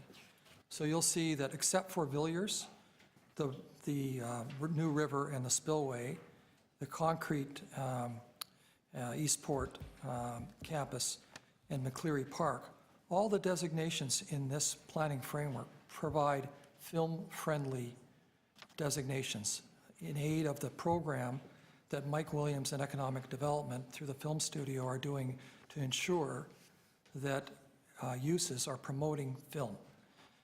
If you look on the preceding page at the existing production studios and film-related use, you'll see the places where we have some work to do on relocations, in particular one property just right in the middle of the new floodplain, and 3 properties that are in Villiers and/or Cousins Key. We believe that the land use designation that you see in the framework provides a number of opportunities for the General Manager of Economic Development to pursue relocations and to find additional sites for film studios. So I appreciate that argument, but I'm looking to replace film studios that we're losing today, tomorrow, not after we build a $1.5 billion river. So let's essentially say that's future use, but in order to move tomorrow, McCleary essentially is the best opportunity to do so, correct? No, Mr. Chair, there's a number of opportunities, including McCleary, including additional expansions at Pinewood, including the lands Cascade and other lands to the east, including the lands beside Shoreline, including Southport, including Cousins Key, that are film-friendly, and we would, regardless of the need for the reconstruction, find adequate sites both for relocation and additional opportunities. Okay, so let me try this again. By making McCleary, by not making it PIC core, if a residential application comes forward on these lands, which is essentially what we're allowing, how do you then introduce film studio space, stage space in that area? So, Mr. Chair, the advantage of the city ownership of McCleary largely is that we own it, and we have to provide leases, and we have an extraordinary level of control over people who want to apply for things. So we would insist on making sure that we have opportunities, A, for the relocations that are needed now, and we'd want to make sure that any film, interactive or creative use is compatible with future mixed use in the area. We would look at that. We have control. It comes back to council. We're not giving up anything by establishing a planning framework that says we're interested in a mixed-use area for McCleary, knowing that we have some relocations to do and knowing that there's opportunities that we might want to pursue for film. So there's still private ownership in that district, is that correct? There is. So what leverage do we have, given their opportunity to go to the board if they want? Once again, the planning framework will be supplemented by zoning and other things that will reflect site plan control and other tools that we have, the conventional tools. Trying to make the point that on the public lands, we have even more control. So that's 5 minutes. We can come back. Are there other members of committee with questions? Councillor Campbell. Thank you, Mr. Chair. Through to staff, what is the time frame for the work to be done, the naturalization of the Don? Mr. Chair, currently it's underway, and the Waterfront Toronto and the TRCA have engaged Ellis Don to be the construction manager. So preparation, planning, design, procurement is underway, and next year we'll start to see some first phases, et cetera. It'll take 6 years, David, for this to be constructed. It's a fairly extensive capital work program, and it will be then freeing up additional lands for uses that are not currently contemplated. So in regard to the area that Councillor DiCiano was just referring to, the PIC lands and the mixed-use lands, how will, I guess the question is sort of like, how do you know this is going to work, and what will success look like? What will success look like, or how will success be measured in these lands, and over what period of time? The planning framework, Mr. Chair, identifies the vision, the massing, the heights, the road patterns, the servicing, then parks, the naturalization. All this provides a framework. That vision's in the planning framework that you have before you. Success will look like seeing development and public works that conform to this plan and seeing it realized over a long period of time. So, over a long period of time, Yes. right? So you know, we're laying the groundwork. The physical work is going to be done on the naturalization of the Don. Lands are going to be freed up eventually by the movement of, is this, of the Gardner. Is this land impacted by the changes to the Gardner? Not so much. The Gardner will provide the flood conveyance, so not so much. But as we go through the rezoning Yep. and this gets approved, I guess the question is, what if the businesses don't come to the area? What if the growth in the industry doesn't occur? What is, you know, because there's a risk there that this will not work. What assurances do we have that all of this will actually work and this will be a center, you know, of creativity and production and employment? Well, that's a rather broad question about the future of the City of Toronto's economic prosperity. I think one can see the development that's occurred on East Bayfront moving across into Keating and down to Villiers. So Villiers seems like a pretty obvious candidate for a mixed-use community. Right. We've had a very robust film industry. There's been times when the film industry has been down on its luck and times when it's been very bullish Robust. and when it's really going, and it's going right now. We want to make sure that we have a film-friendly, responsive land use designations, which we have. As I said, the vast majority of the lands north of the Ship Channel are in film-friendly designations.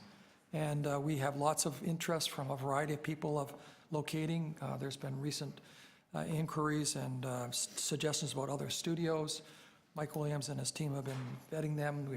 We have lots of interactions with TPLC so that we know that we've got some lands available. We've had the recent Showline decision by council reinforcing the importance of film to the city. And so this provides that tableau for that to happen. So I understand that. That's great. And if it doesn't happen, do we then, as in 15 years or 20 years, or maybe it's even a shorter time frame, do we then refocus or relax some of the permissions, or to bring in bring in other employment? So as every plan that we have has a 5-year plan. Okay. But I can suggest to you, it's probably, you know, the next day, we're still having conversations about what's happening down there. We're still monitoring situations. There's all kinds of things happening. You've seen it in so many of our planning documents that they're a living, evolving concept. But this is the framework that steadies the ship. This is the framework that gives everybody some certainty as to what is happening out there. And all the public works and all the leases and all the sales can line up with what we expect to happen through this planning framework. Okay. All right, thank you. Thanks for the answers. Thank you. Is there the ownership map up that you can put up?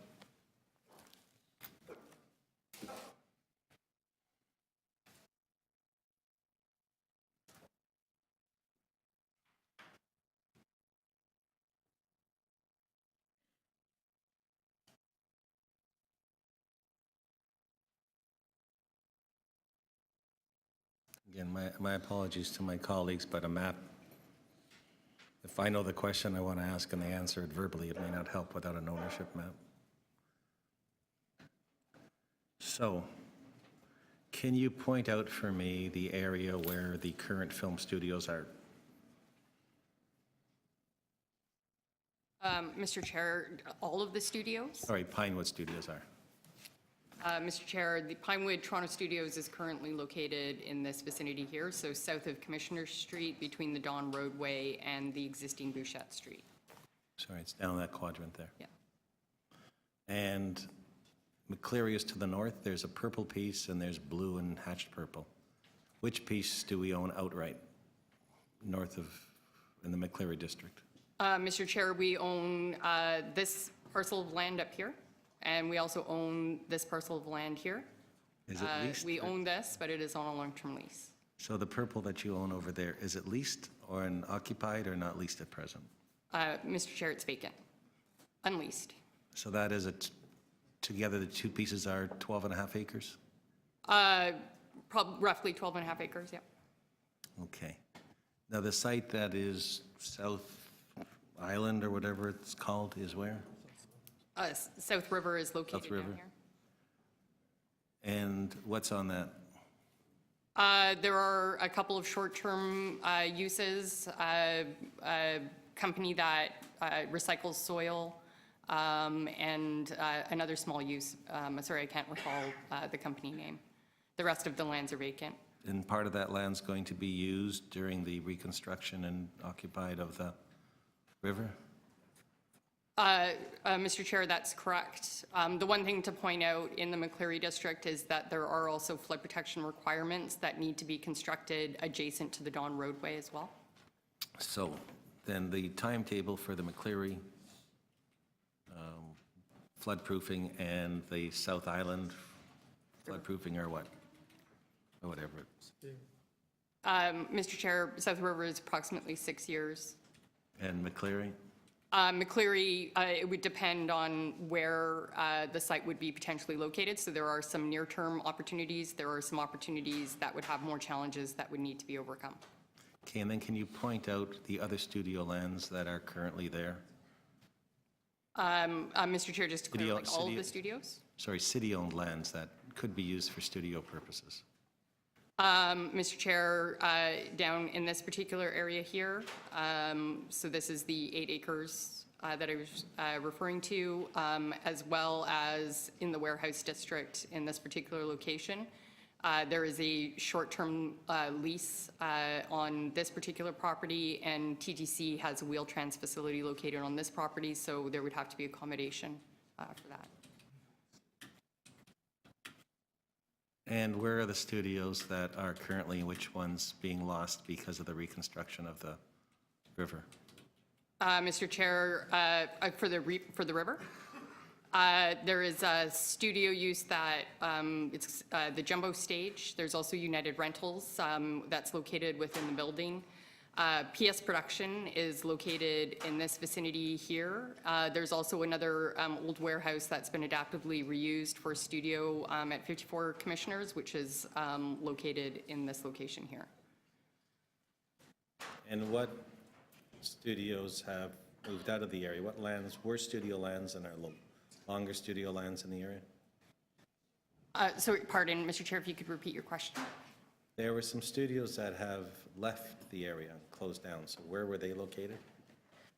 Mr. Chair, none of the studios have currently left. We do know that there are over the last few years. none that I'm aware of. And which site was recently sold for non-studio use that the city's interested in? The studio sites that have been sold are in the south of eastern area. So there is the 30 booth studio. There's also a studio complex at 721 Eastern Avenue. Mr. Chair, you were referring to Shoreline? Yep. Yeah, which is on Lakeshore, south of Lakeshore towards Leslie. And which new studios have moved into the area? There have been no new studios that have moved into the area in recent years. The newest studio was Pinewood Toronto Studios. And that was how long ago? It officially opened in 2008, I believe. And additional stages have been approved by this committee and council previously. Okay, I don't have any other questions. Councillor DiCiano, oh, sorry, Councillor. Yes. Oh, I hadn't seen you signal to me. Very well. Absolutely, Councillor Perk. Thank you. I just want to make sure I understood something that the Deputy City Manager said in answer to a question from Councillor DiCiano. So your assertion is that this plan, as presented here, provides both short and long-term options for the film industry. Is that Mr. Chair, that's correct. Okay, thank you. That's it? Okay, second round, Councillor DiCiano. Yeah, thank you. And really, that's where my concern is, you know, short and long-term opportunities. So how do we weaken the film industry's positioning if we were to make McCleary pick core? How would it negatively affect the film industry? Mr. Chair, the designation as a PIC core would not weaken the film industry's position, because then it would make it all available for PIC core uses, which include film production, interactive and creative. Great. But it would then change the planning report not to allow mixed use, which was the rationale that was largely widely circulated, widely discussed, and provides other benefits that we believe can be accommodated along with film in the McCleary district.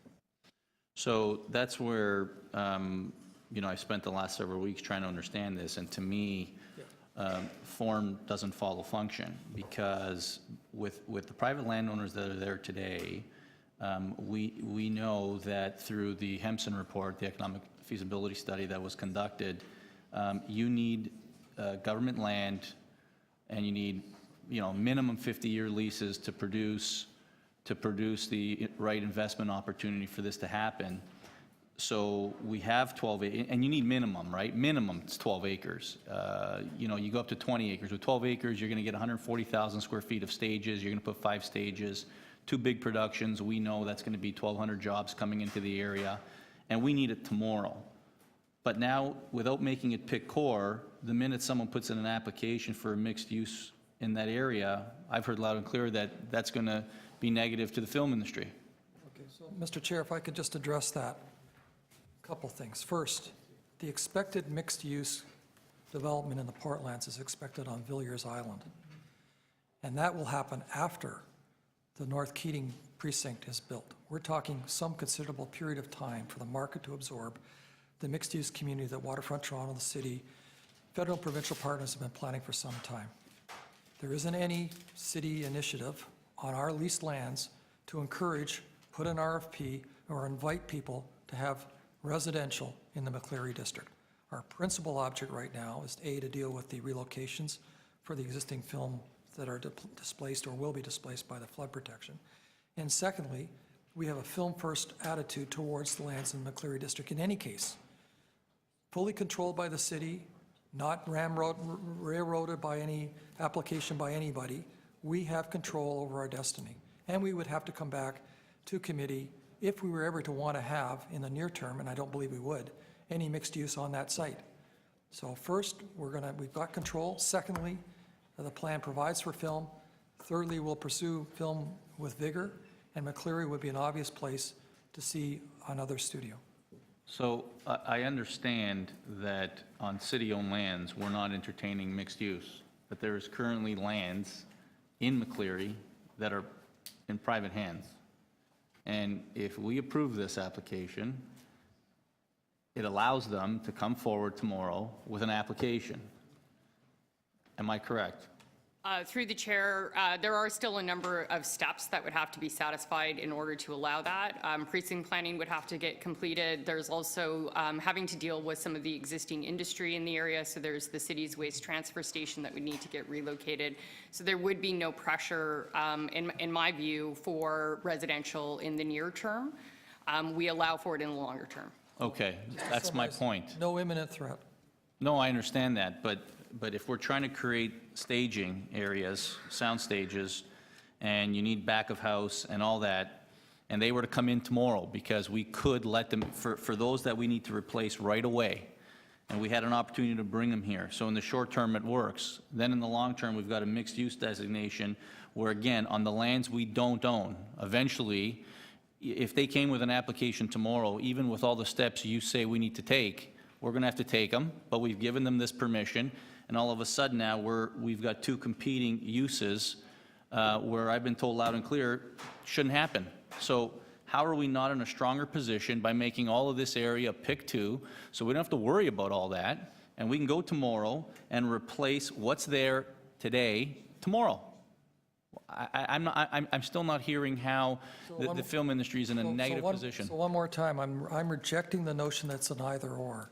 I'm rejecting the idea that a mixed-use designation and the controls that we have, both on the public lands and the private lands, I'm rejecting the notion that that has to be in favor of somebody wanting to do a bad thing down there. I'm not suggesting anyone wants to do a bad thing. Maybe you can elaborate how those that are given a mixed-use designation don't have the opportunity to bring forward a mixed-use, a residential application. So, Mr. Chair, one more time, I think the city has more than adequate controls through the variety of steps that we have to make sure that the vision is realized and no film opportunity is squandered. Councillor Bailo, you had questions. So with this land use, do you feel like you have enough to work with to respond to the needs that we have today? Mr. Chair, yes, we do. So you can, with this land use as it stands, accommodate the ones that are going to be replaced, do the housing that can be physically done within the next 5-6 years. I believe that we do a land use review citywide every 5 years, correct? We're obliged to do so. So it's not like this is going to stay the way it is for the next 50 years. In 5 years, as a city municipal comprehensive review, actually it's less than 5 years now, we would be doing a citywide, and depending on our needs at that time, taking in consideration everything, it'll be, all that will be taken in consideration. Is that the fact? That's correct, Mr. Chair. Okay. Any other questions? Not seeing any. So, speakers. I think the local councillor wants to speak. Councillor Fletcher. Thank you, Mr. Chair. I'm very happy that we're finally dealing with this today. I'd like to welcome a lot of members of the film industry here today. They've come to see how this will be dealt with at our committee and at council. And as we know, they're unable to speak because this item was adjourned in October till today. They have asked me to let you know that they're very satisfied with this plan, that it has been discussed many times at the Film Board, Infrastructure Committee, at public consultations, and they would like to see it move forward here today in the form that it's presented to you. I was thinking of moving some motions today, but I did move some in May. One very good one, if you don't mind me saying so, on affordable housing, which would have the most deepest affordable housing goals and aspirations and requirements of any part of the waterfront, with co-op housing, rent geared to income, over and above the percentage that we normally would have, plus a number of other things. I truly appreciate the councillor's concern about the film industry here today, and I understand that that's why you wanted to adjourn this meeting. And I truly appreciate that, but I'm going to urge members not to support motions that are brought forward today regarding any of the zoning, regarding any of the film issues, and let's just get this put forward to council. I have full confidence in the mayor that if there are any necessary tweaks in any kind, that he will be fully able, capable, and willing to make those at council. So that would be my request to members of this committee, that we've gotten this far after 4 years of consultation, with thousands of people having been involved, dozens and dozens of public meetings, a very robust stakeholder group, a very robust land users group, the first time actually that there has been such a group in city planning policy. And you'll recall in 2011, those of you who were here, that the Portland's planning framework was put together after what might have seemed to be an inappropriate move by then mayor to make moves on the Portlands that it had no public consultation. No public consultation. And a result of that was the Portlands Acceleration Initiative, which is jointly constructed by Waterfront Toronto and the City of Toronto. And I would add, this report is in front of you from Waterfront Toronto and the City of Toronto today. And rather than moving in, as was done in 2011, to make abrupt changes to the environmental assessment, the Portlands Acceleration Initiative and this ensuing framework have been the subject, as I've mentioned, of thousands of person consultations, of land users, landowners, and the film industry. Now, I know there are some people who aren't that happy about this plan, and a couple of those who've been chief planners have weighed in to say they don't like the plan. But I'll note our current acting chief planner and our former chief planner, Ms. Keesmaat, our deputy city manager, our general manager of economic development, our city manager, our mayor, are all quite happy to have this framework. And I think what I want to urge is move it forward. Get those 100 acres on Villiers Island started. Get them started. 95 of those 100 acres belong to us. We're putting a quarter of our lands in to making the first mixed-use community in the Portlands, and it's being held up. If we pass this framework, we will have a very useful framework in order to deal with sidewalk, because they're very interested in the Portlands. We need our Portlands. So I believe that this framework that's in front of us is the product of many, many years, thousands of people, and I don't think it's really, I believe that our staff are standing behind it, the industry standing behind it. There may be those who want changes, but not anybody that I have been working with for many years. So please just pass it as it is. Thank you. Thank you. Councillor DiCiano. Thank you, Mr. Chair. So I've been a councillor now for 3 years, and this entire 3 years I've heard a great deal about the Portlands and what it was going to do for the city. And after really spending a lot of time understanding it, I think it's a very underwhelming plan, unfortunately. You know, I've got 5 minutes to talk, 5 minutes to ask questions. There's a lot of issues that I have with the plan, but right now I want to focus on protecting and allowing film industry to be better prepared to invest in these areas. And if we're going to be losing studio space today and tomorrow because of the river construction, we need to replace those tomorrow. This is not an option where we can wait 5 years or 10 years. It's got to happen tomorrow. There's no reason why Atlanta should be a $5 to $7 billion industry with stages, and in Toronto we're sitting at $2 billion. When we know, the film industry knows, that they'd prefer to be here. Why? Well, they can film in our hotels that are more beautiful, our streets that are more beautiful. The opportunity is here. And I'm really concerned that, and I'll focus on McCleary, I haven't had the answers. I mean, I've asked again today, and I've just had reassurances, but I haven't been told exactly how we're going to protect these lands so that if a studio were to invest tomorrow, provided that the city incentivizes them with long-term leases, that they're not going to be affected by mixed-use designations. No one's given me an understanding of how we have those assurances. And if someone can explain that to me, please come to Ward 5, because I'd like to do the same in Ward 5.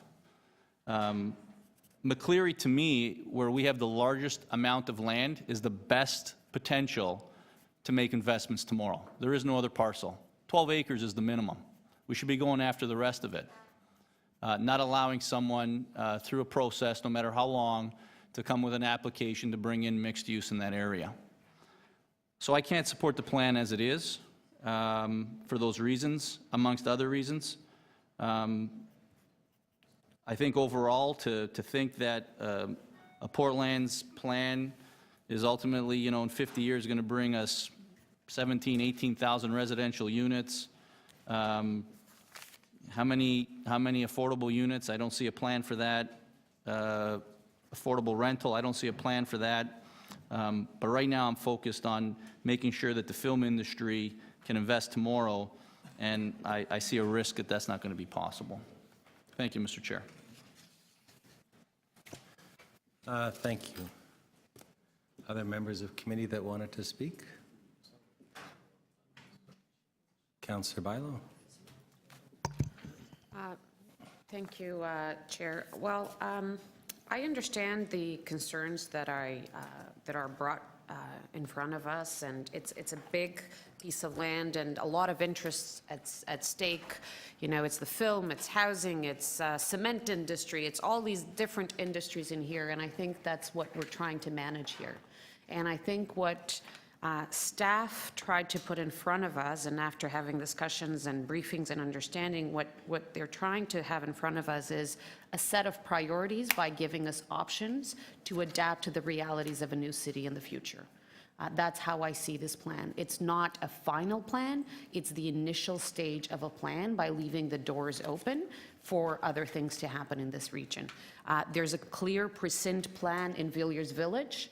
The precinct plan in here accommodates housing. There's still work to be done on affordable housing. I was happy to see a motion that was moved back in July that puts the Affordable Housing Office working with the local council, working with planning to make sure that we're going to deliver that program and in the most efficient way and most innovative way and create the deep level of affordability in the island.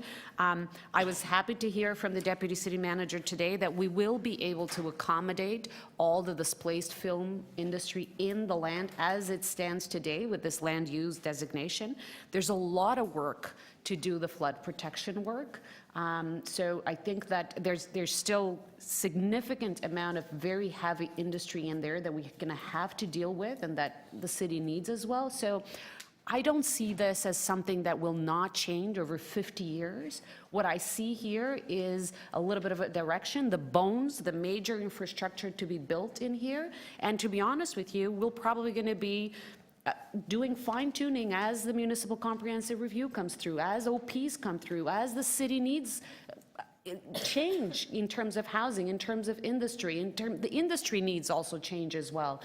You know, it is true that now, even in the film industry, the way that they adapt in residential areas is very, very different. And a lot of those post-production companies don't want to be in industrial parks. So this pick two area, and I appreciate the concerns of Councillor DiCiano, but it's probably more of those kinds of industries. And those people, you know, they like to walk out of their post-production and have, you know, a coffee shop that they can buy a sandwich and, you know, and probably have a more of a mixed use area in there. So I think we need to have a plan that is flexible enough with good bones, with good structure to give us that. And I know that the mayor is very, very keen on this and he's been a huge advocate for the film industry, huge advocate on housing and I know that he's keen on this plan because he believes it does gives us these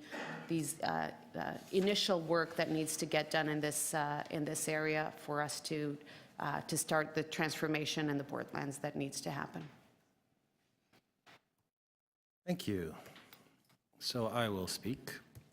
The first thing I would like to do, though, is talk about the unique situation that we put ourselves in, if I could take a moment for that. Because there's been some questions why we did an adjournment at the last meeting, and it's been raised by some of my colleagues. And the reason that I supported that and looked for that concept was to be back here today to stop the questions that weren't going to be able to be fully answered and come back with an opportunity for all of you as colleagues and anyone else to look at this plan further. 3 years in the making. 3 years in the making. It was not an intent to find anything around the local councillor, and in fact, during that time, I have to say my colleague, Councillor Bailo, Councillor DiCiano, Councillor Campbell, Councillor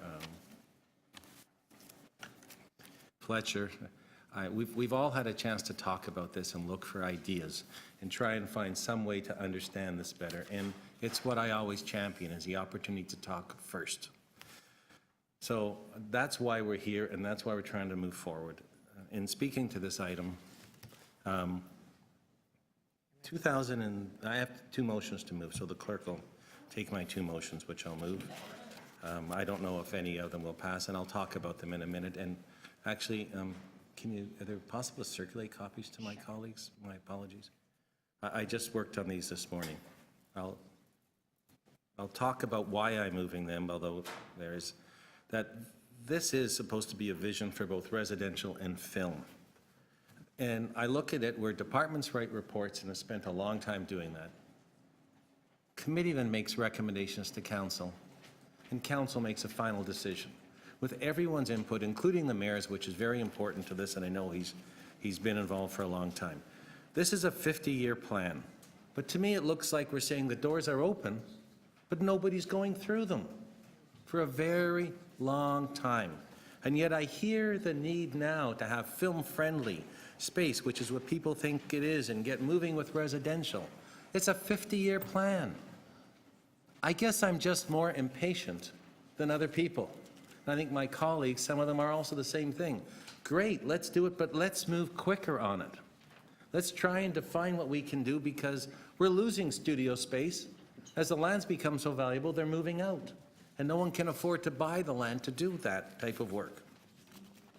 And I wonder in all this, I was really surprised last week, I don't hear anything about it here, big trailer in front of the building saying Waterfront Toronto is doing all these things, including they're dealing with the Portland's project. Well, let me tell you, I think the staff at the city here are terrific and can deal with it and can manage it themselves. I don't think we even need that involvement anymore, and if there is going to be any additional involvement, it should be through our new real estate company, putting a dedicated crew on it that can work with the local councillor and the planning staff to make sure things happen, because Waterfront Toronto was there to share the funding from 3 levels of government. It's gone. If we're going to fund, we should fund our own great staff. And I think there are lots of film-friendly sites in here, but there's no real action on it right now, and I think we need to do it. So I hear 6 years to construct. Well, we have a problem today in the fact that we finally got the funding for the river work and the floodproofing, but we didn't act fast enough to find a way to relocate Studio 54 and the Jumbo Studio and those, because they're all going to be torn down. Because we didn't act fast enough to find a way to save those. We didn't start saving land before for these things. 6 years is not a long time. 6 years is a short time. So I really think we need a coordinated approach to find this and to push this forward and to channel staff to do more. I think we need what we said.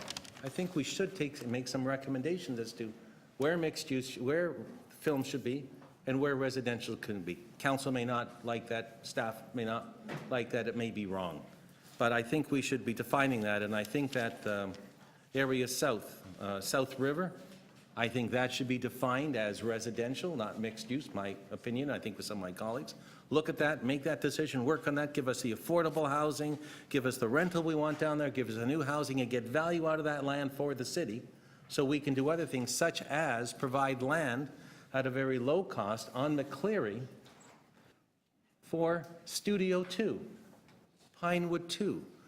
Let's do our financial assistance by putting 12.5 acres out there for RFPs on people that may want to come forward and say, I'll take that land and build you the following for your studios. And I also believe that that land should have some mixed uses around the outside, because you need an office building, you need some short-term rental places, you need coffee shops, you need things around the outside.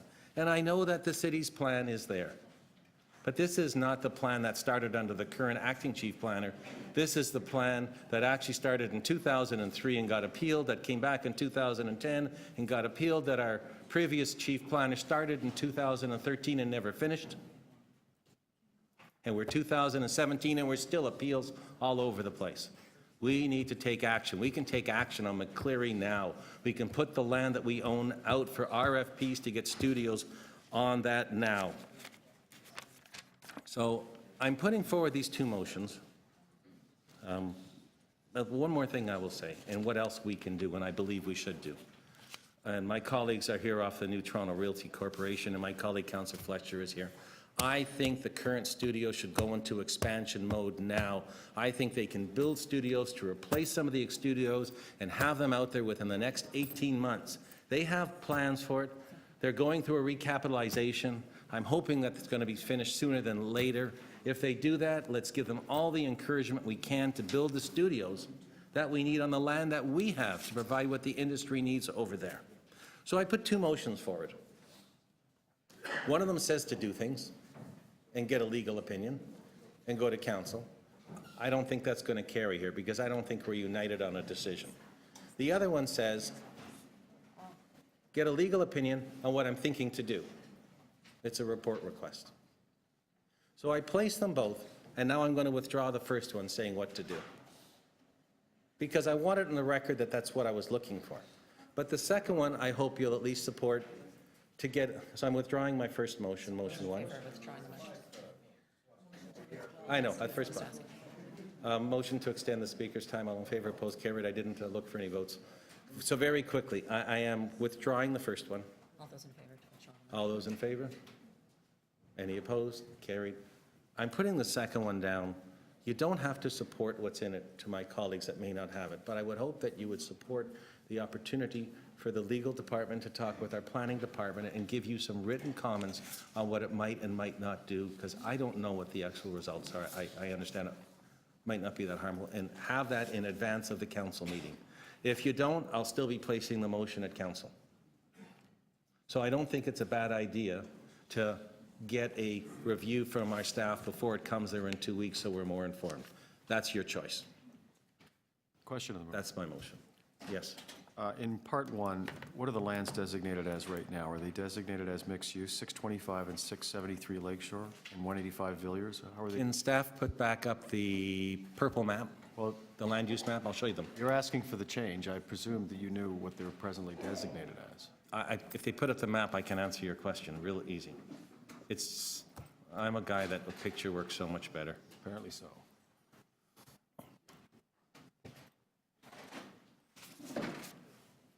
Found it. I don't think they haven't had addresses on there. Can you put the land use map up? That would be the best one. Yeah, I want to know what they're designated as right now. Well, actually, I've asked you. I could, if Sir Staff could clarify. You really can't because it's my motion. But I can answer you. If I confuse the heck out of you, I'll ask for permission to ask staff questions again. So which land is which? So can you point out the two parcels that they're in the hatched right now, where they are, where the city lands, and they're the addresses that are on there? So it's the parcel that the little hand's going around there. Those are city-owned. So I'm saying make the city-owned land pick. Got it, okay. And then the other piece is Cherry Street. South, South River. So you're They're saying, both hatched. So I'm saying make one film that we own now and make the other one residential and move forward with the plan on those two with a little more definitive on it. We do. so We own both of these parcels. No developer owns them. They are our parcels. And my apologies to the local councillor. I sat with staff this morning and drafted the motion to bring something here, or I would have tried to share it with you. Mr. Chair, I'm still on my questions. On Cherry Street, 185 Cherry Street, that's thatched, that's the thatched parcel there. Yes. Is that not already That's mixed. designated as mixed use? I want to make that res. You can have res. So in number 2, amending the proposed land use designation shown on figure 33 for the lands municipally amending it how? Make a mixed-use residential. It takes out the productive, interactive, and creative. I'm looking at, Okay, so if you look at the bottom of the map that's here, the hatched areas have production, interactive, and creative says dash mixed mixed use. and you're, I am just making it mixed-use residential. oh, just basic mixed use. Yes, residential. And the other portion, we are making mixed use. We are making production, interactive, and creative. I'm only recommending that we take our city lands and define what we would do with them and start to advance those plans. All right, And I'm not asking you to vote. so you're looking to take away the sort of exclusive permissions, mixed-use permissions for the film industry in that area and make it open to any mixed use The Use. bottom one is on Cherry Street. I just got this now. The bottom one on the South River. It's a is supposed to be mixed-use residential, and the one McCleary is supposed to be Yeah, so that the change is productive, from interactive. pick mixed use to just mixed use. That's right. Okay. Yes, All right. that's the intent of the motion. Okay. Instead of having two pieces with Crystal both mixed, clear. one residential, one pick, and let's move on them now. Are there other questions? Did you have, Councillor Barlow, a question? Any other questions? Thank you. Are there other speakers? I thought you would speak after I spoke, Councillor Perks. It seems like you're anticipating me at every corner today, Mr. Chair. Well, we know each other. Yeah, there you go. First of all, I'd like to move the staff recommendations. Plain vanilla staff recommendations. I have a couple of comments. First, with all respect to the chair, I'm not going to be able to support his motion. I have a not as large an employment land area, but a very significant one in the western half of Liberty Village. And I've got the battle scars that result from trying to protect employment lands. It has been a constant source of amazement, bemusement, and amusement to me about all the different pathways, all the very tempting offers, all the reassurances, all the explanations that I get about why it's important that I allow some residential somewhere in the employment lands. There's always a marvelous excuse that has nothing to do with making profit and everything to do with city building. It's 11 years, and I think not a month has gone by when someone hasn't come into my office with an offer like that. And every single time I tell them no, because I know that once you start to fiddle with this, the City of Toronto loses its ability to create jobs. And here we are at the end of a very long process, as Councillor DiCiano described and Councillor Shiner described, a very long process of trying to create some jobs here in the City of Toronto. And all of a sudden, on the fly, with, 3 weeks till council, we're going to start moving land use designations around. And the explanation I'm given is that somehow this is about making sure we can get film jobs faster. Well, let's review what's in front of us. The city manager, the deputy city manager, Mr. Chair, if I could ask you to just lower your voice a little. The deputy city manager was asked by 1, 2, 3 members of this committee, does the plan in front of us give short-term opportunities for expanding the film industry and long-term opportunities for expanding the film industry? And he said to all 3 of us, yes, short and long-term are provided. Now, Councillor DiCiano somehow, despite the lengthy explanations given by the deputy city manager and the planning staff on the file, still doesn't understand how. He has 3 weeks to call them into his office and maybe, you know, with charts and graphs and maybe even hand puppets, have the explanation made. But the explanation was sufficient for me. The other thing that I have in front of me is a pile of correspondence on this item. I looked it over carefully. Every single piece of correspondence that I have from anyone in the film industry, whether they're film producers, people who work in the industry, says the report in front of you is good, do not change a thing. However, I have a couple of pieces of correspondence from lawyers representing numbered companies who are property owners in the area saying you need to start changing this, you need to start changing that. There needs to be more mixed-use residential permitted here. And every time you hear that phrase in an employment land, mixed-use residential, what you should be hearing is upzoning land for huge profit, because that's what rezoning employment purpose land to mixed-use residential does. The money's in building condos, not in protecting jobs. So even though the land use or the landowner that we saw being moved around in Councillor Shiner's motion is city land, it creates mixed-use residential. Now, the argument is that what Councillor Shiner is trying to do is to create jobs. You don't create jobs by making mixed-use residential. You chase jobs away. That's why we have employment lands policies. That's why the work that has been done by the city planning staff, by the community, by the film industry, and all the stakeholders have been involved, has landed what is a wonderful, wonderful opportunity for the City of Toronto, both in the short term and in the long term. And I dare say, if you start messing with it now, you put it all at risk. I'm afraid, Councillor Shiner, with respect, I can't support your motion.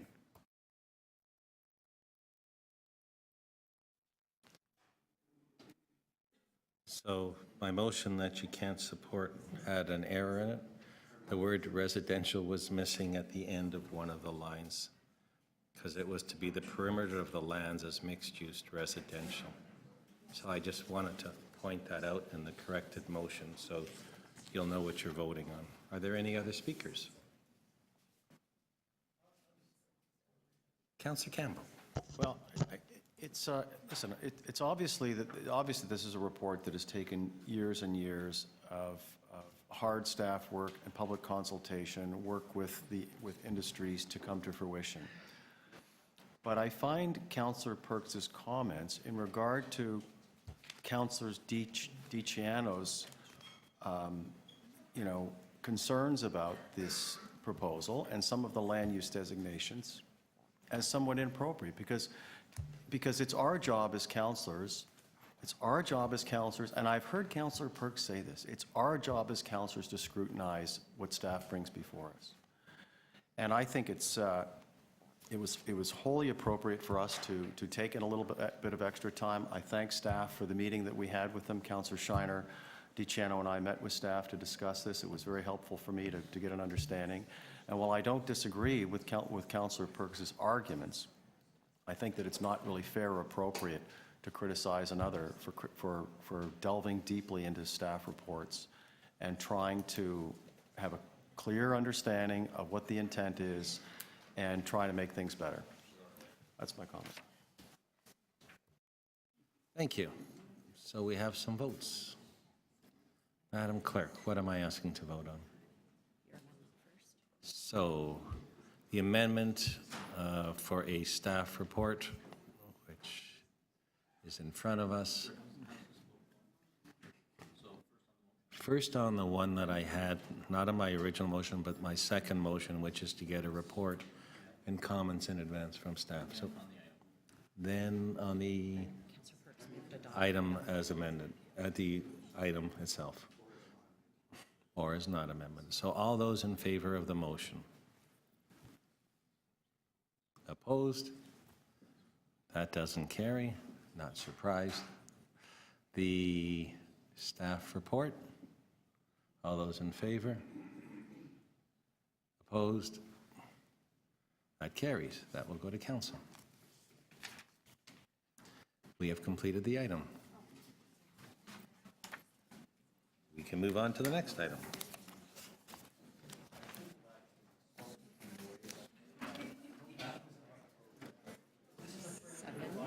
Item 7 is Murray Road. It's our 11:30 item.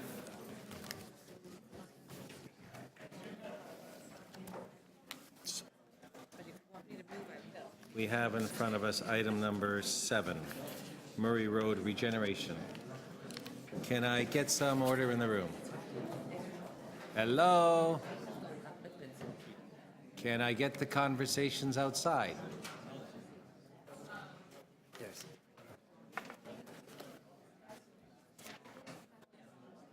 Members of council,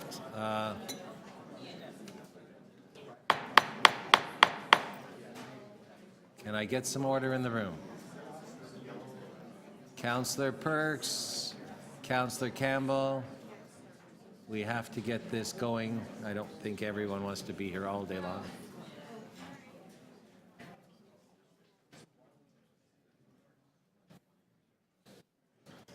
Thank you. Item number 7.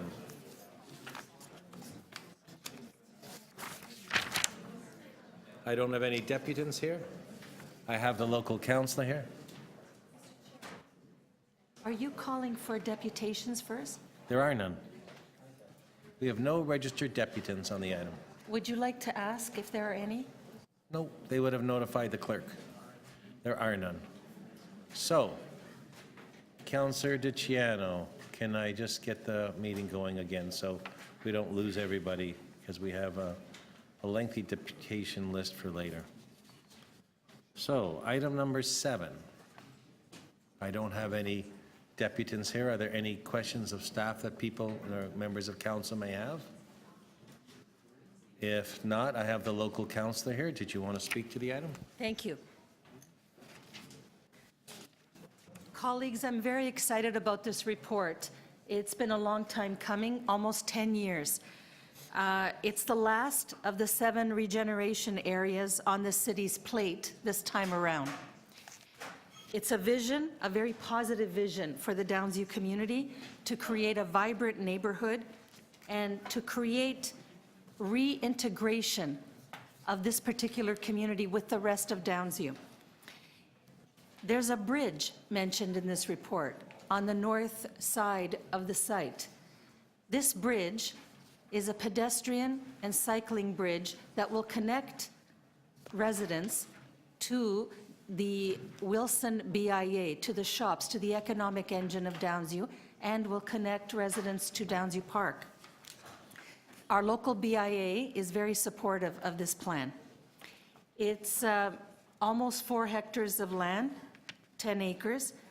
There has been community consultation for the past 2 years, ongoing active community consultation, and with a steering committee that my office helped establish.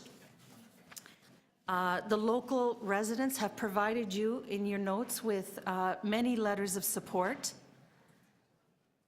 and they are reflective of widespread community support for the redesignation of this site. I believe that we've chosen an appropriate scale of development. Light industrial uses would still be permitted on the site to the north, with about 10 stories of commercial on Wilson Avenue proper, or if they choose to go residential, it would be higher than that. It's been a long, hard road to arrive at this juncture. As you know, cement batching is on the site now. In my opinion, it should have never been allowed on this site, but it was many, many years ago, right across the street from people's bungalows. And it's time to step away from that error that was made and bring this area into the 21st century. I thank you for your support and welcome any comments or questions. Thank you, Mr. Chair. Thank you. I don't see any questions of staff. Are there any questions of staff on the item? So we have the staff recommendations. I'd asked before. For the Deputy City Manager, under the recommendations, as a councillor who's time pressed at this particular juncture, the recommendations don't actually say, I mean, they're not specific to what's really happening, and it's more a comment on the way that the report is written. So I gather that this is an employment area that is changing its designation to mixed use, or because, and I feel rather strongly that the recommendations should state actually what's happening rather than direct us to attachment 2, attachment 3, and attachment 4. Through you, Mr. Chair, the recommendations do, through recommendation number 1, redesignate the lands, 3/4 of it to mixed use, and then the third quarter at the back remains employment. Okay. And it's summarized in the executive summary of the report. Thank you. Okay. Thank you. If there's no other questions, I'm more than happy to move on behalf of the local council the staff recommendations. All those in favor? Any opposed? That is carried. Thank you.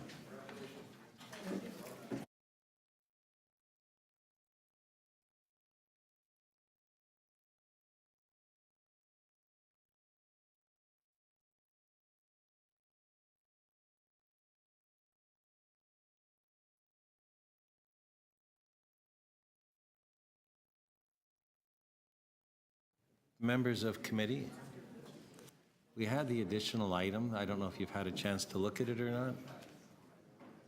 Are we okay to move that and get the item off the agenda? Yes. So the item is request for direction, OPA 258, official plan policies to implement a development permit system. I'm moving the staff recommendations wherever they are in here. Just attach the confidential report. Are there any speakers? Not seeing any. All those in favor? Can I get a couple of hands? All those in, I need an in favor to move this one. All those in favor? Any opposed? That's carried. Thank you. Short-term rentals. Do you want to start with deputations first? I think we should. There's a presentation as well. Or the presentation. How long is your presentation? Okay, so members of committee, can I get your attention for a moment? Let the staff do the presentation because they're sitting at the table all set to go and it's up on the screens.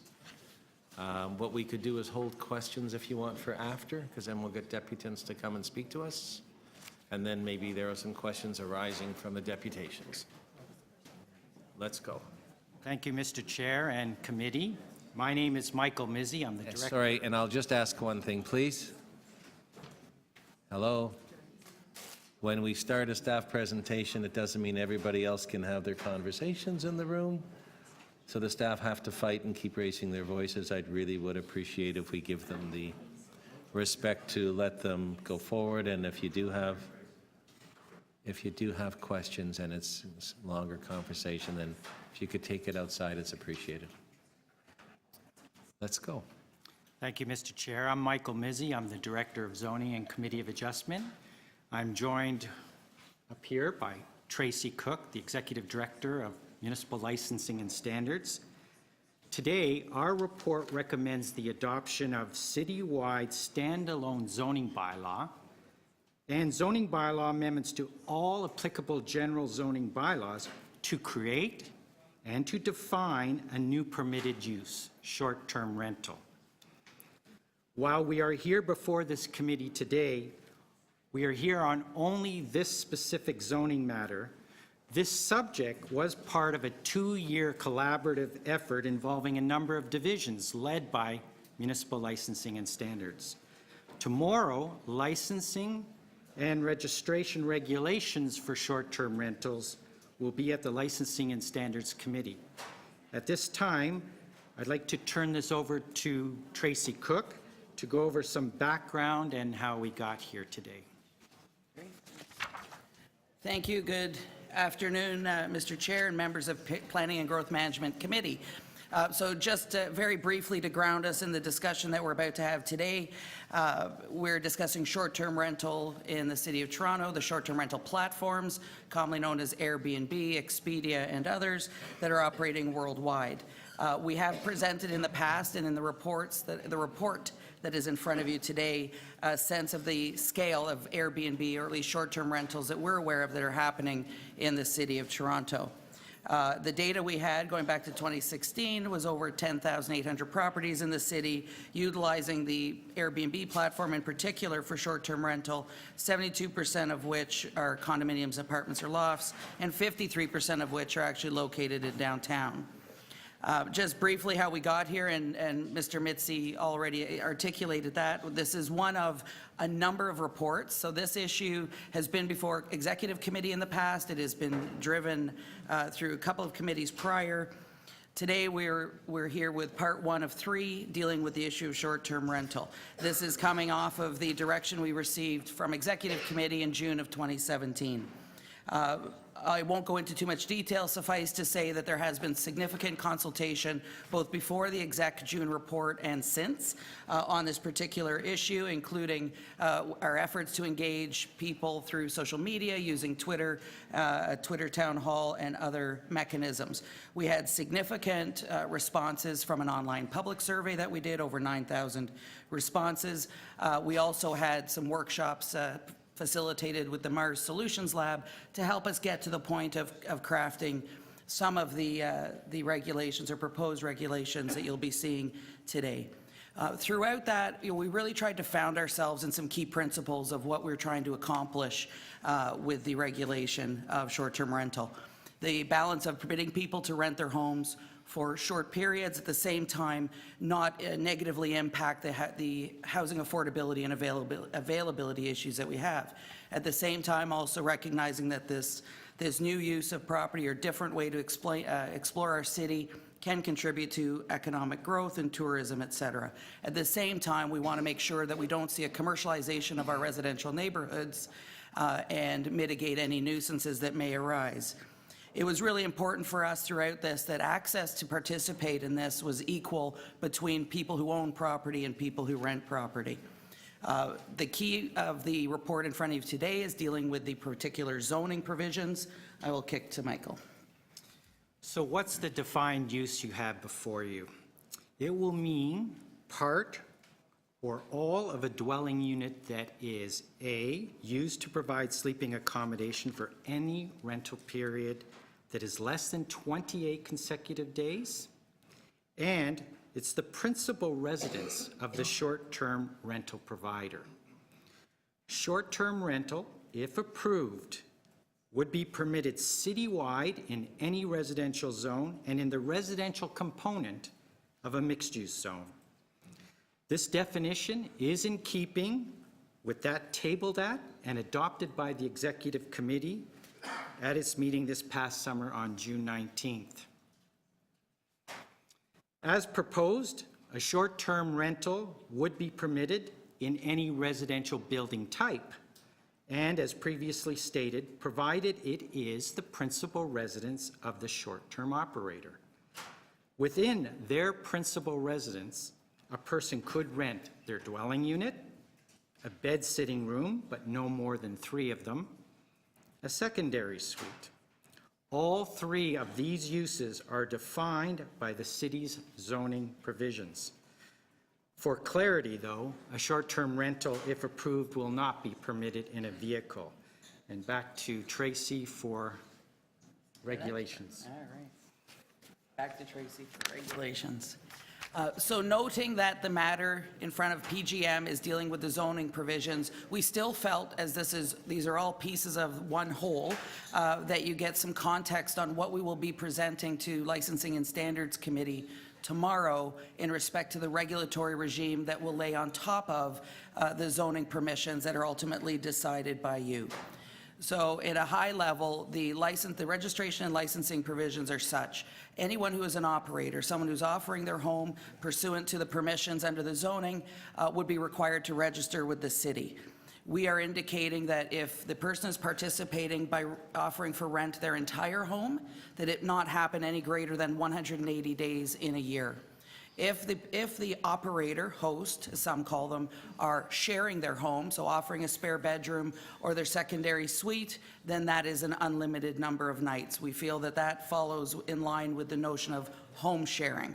So there's a contrast between the allowable amounts of time between an entire unit and a time when a home is shared. There would be a $50 annual fee for each operator and other provisions that they would be required to meet, such as ensuring that they meet all Ontario Building Code and Ontario Fire Code and other applicable laws as necessary and keep records. One of the pieces of this that's been of great discussion is this notion of principal residence. And that certainly does underpin the approach that we are taking or presenting to you for your consideration in permitting short-term rentals to occur.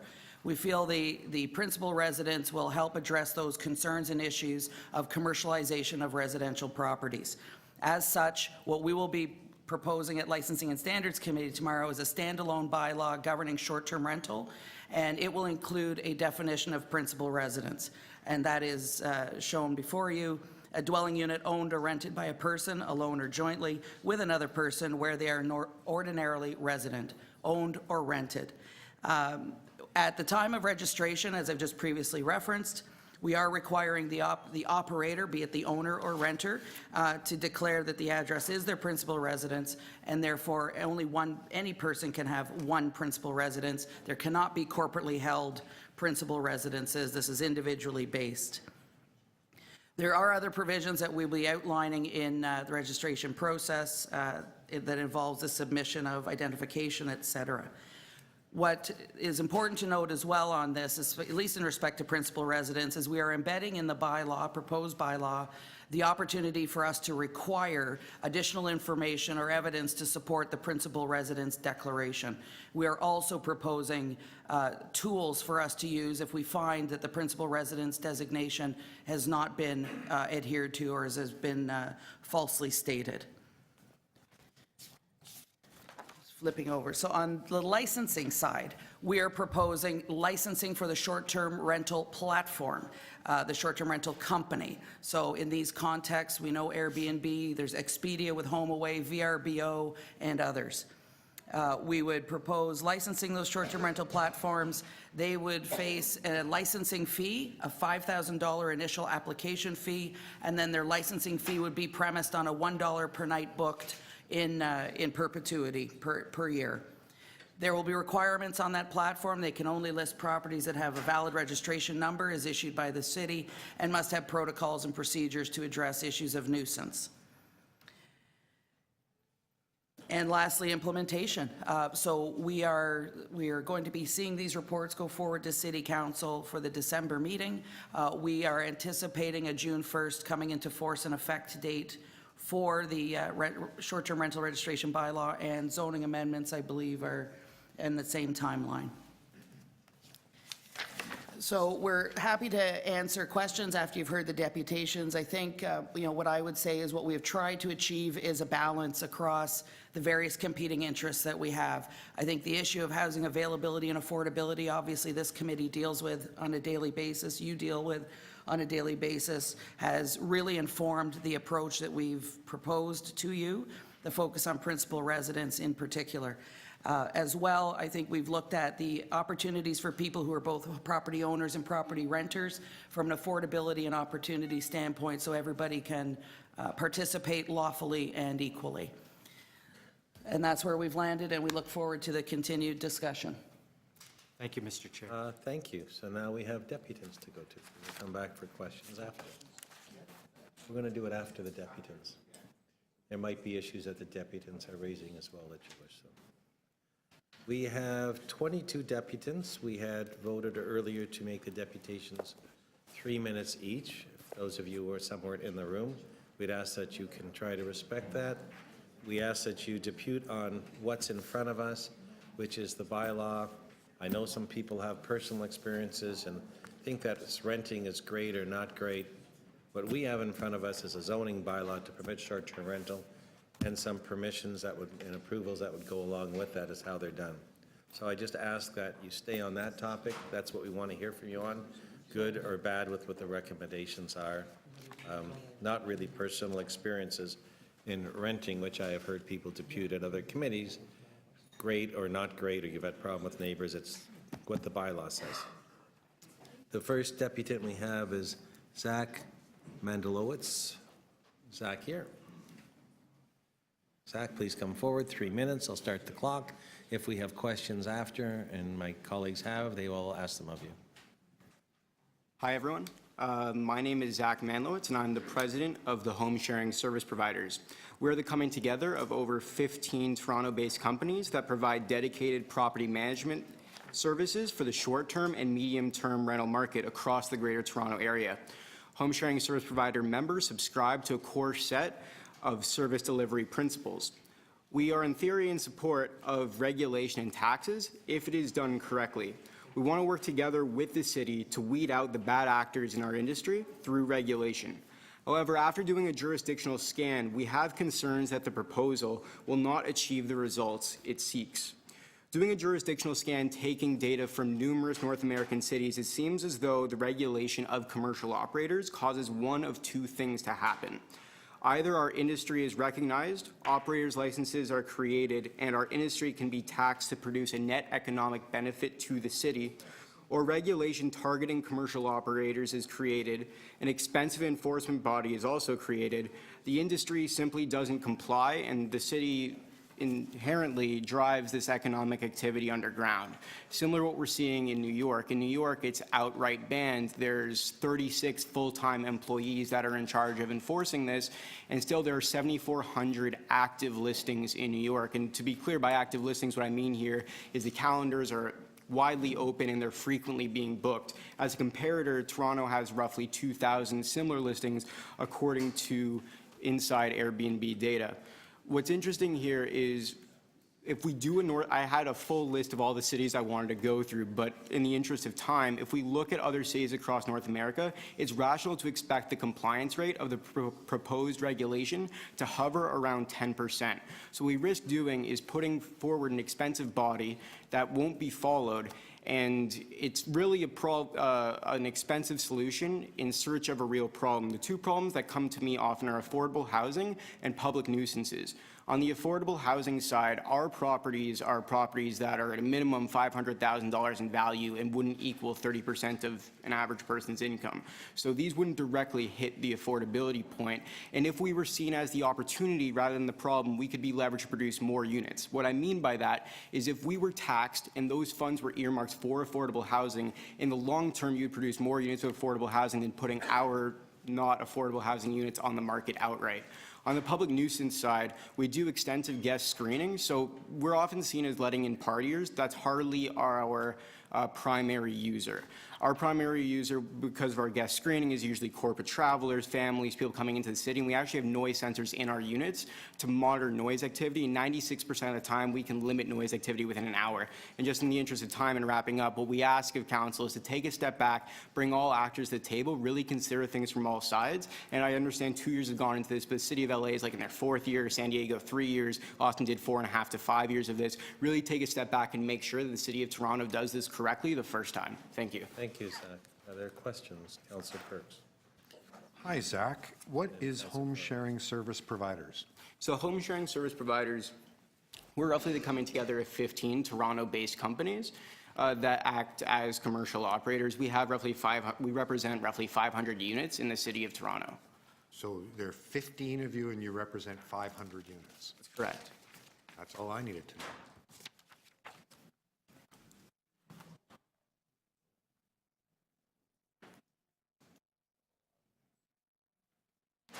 Councillor Fillion, you had questions? How do you deal with noise complaints within an hour? What's the process? Yeah, sure thing. So we have noise sensors in our units, and what happens is when a noise event gets tripped up, we actually get a notification, and the data on it is actually that 80% of noise events are calmed down within 15 minutes. What we commonly do is in those situations, we tell the guests that we're hearing complaints and that it's important for them to calm down the noise. If they still haven't, we continue to send messages, and 96% of the time they get calmed down within an hour. What's important is our industry is often characterized as not caring about the communities in which we operate. I'm just trying to understand the mechanism you have. Yeah. Noise monitor in every unit, and who's keeping track of the noise monitors? Yeah, so the noise sensors, each company has... Is there somebody sitting somewhere with taking the data in from noise monitors? Yeah, that's correct. So it gets emailed to our staff, or it gets texted to our staff. It just depends on how it's been set up. So if a certain decibel level, it measures decibels. Exactly. So if we get a notification anytime a certain decibel threshold is exceeded. That triggers a text message being sent to somebody? That notifies our team, and then our team goes and notifies the guests. Okay, interesting. Thank you. I don't see any other questions. Thank you very much. Thanks, everyone. Then I have Caitlin O'Neill, and after that is Ryan Killeen. Is Caitlin here? You have someone with you? Yes. Oh, Hi, Ryan's next up on the list, so we're going to speak together. Good morning. You each get 3 minutes. Okay. You don't combine 6 minutes for one. Won't do that. Thank you. Good morning, councillors. My name is Caitlin O'Neill. I'm the Public Policy Director at Sonder, and I'm joined by Ryan Killeen, who heads up our local operations here in Toronto. I promised that we did not coordinate our outfits today, total coincidence. But Sonder is a professional short-term rental provider here in Toronto. We appreciate having been invited to consult with the Municipal Licensing and Standards Division on this issue. but we're disappointed that our business model has not been accounted for and is not included in the proposed recommendations that are before you today. Sonder is a Montreal-founded technology startup and hospitality company that provides short-term stays to travelers in cities across the world and also here in Toronto. You'll see most of our units in vibrant neighborhoods, multifamily buildings with a lot of commercial activity around, like restaurants and shops, because our guests really want to enjoy Toronto like a local and be immersed in the vibrant neighborhoods. But with the added amenities like Sonder's concierge service. And our model allows us an extra layer of control over each unit that most platforms can't provide. It means that we can directly address civic concerns like nuisance and like cleanliness. So for example, trash never piles up on the streets because our housekeeping partners that we partner with locally regularly maintain the units. So we understand the desire to limit the use of residential property for short-term rentals.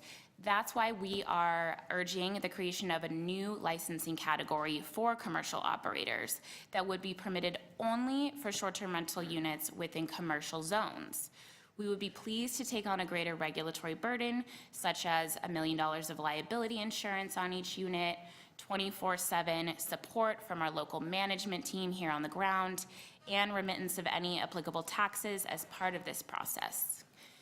So the former mayor of Austin, Lee Leffingwell, learned firsthand the downside of regulation, which effectively bans all whole home short-term rentals. And he wrote in a letter to Mayor Tory and Council in September to explain that family travelers desire this model and will seek it out even if it exists underground.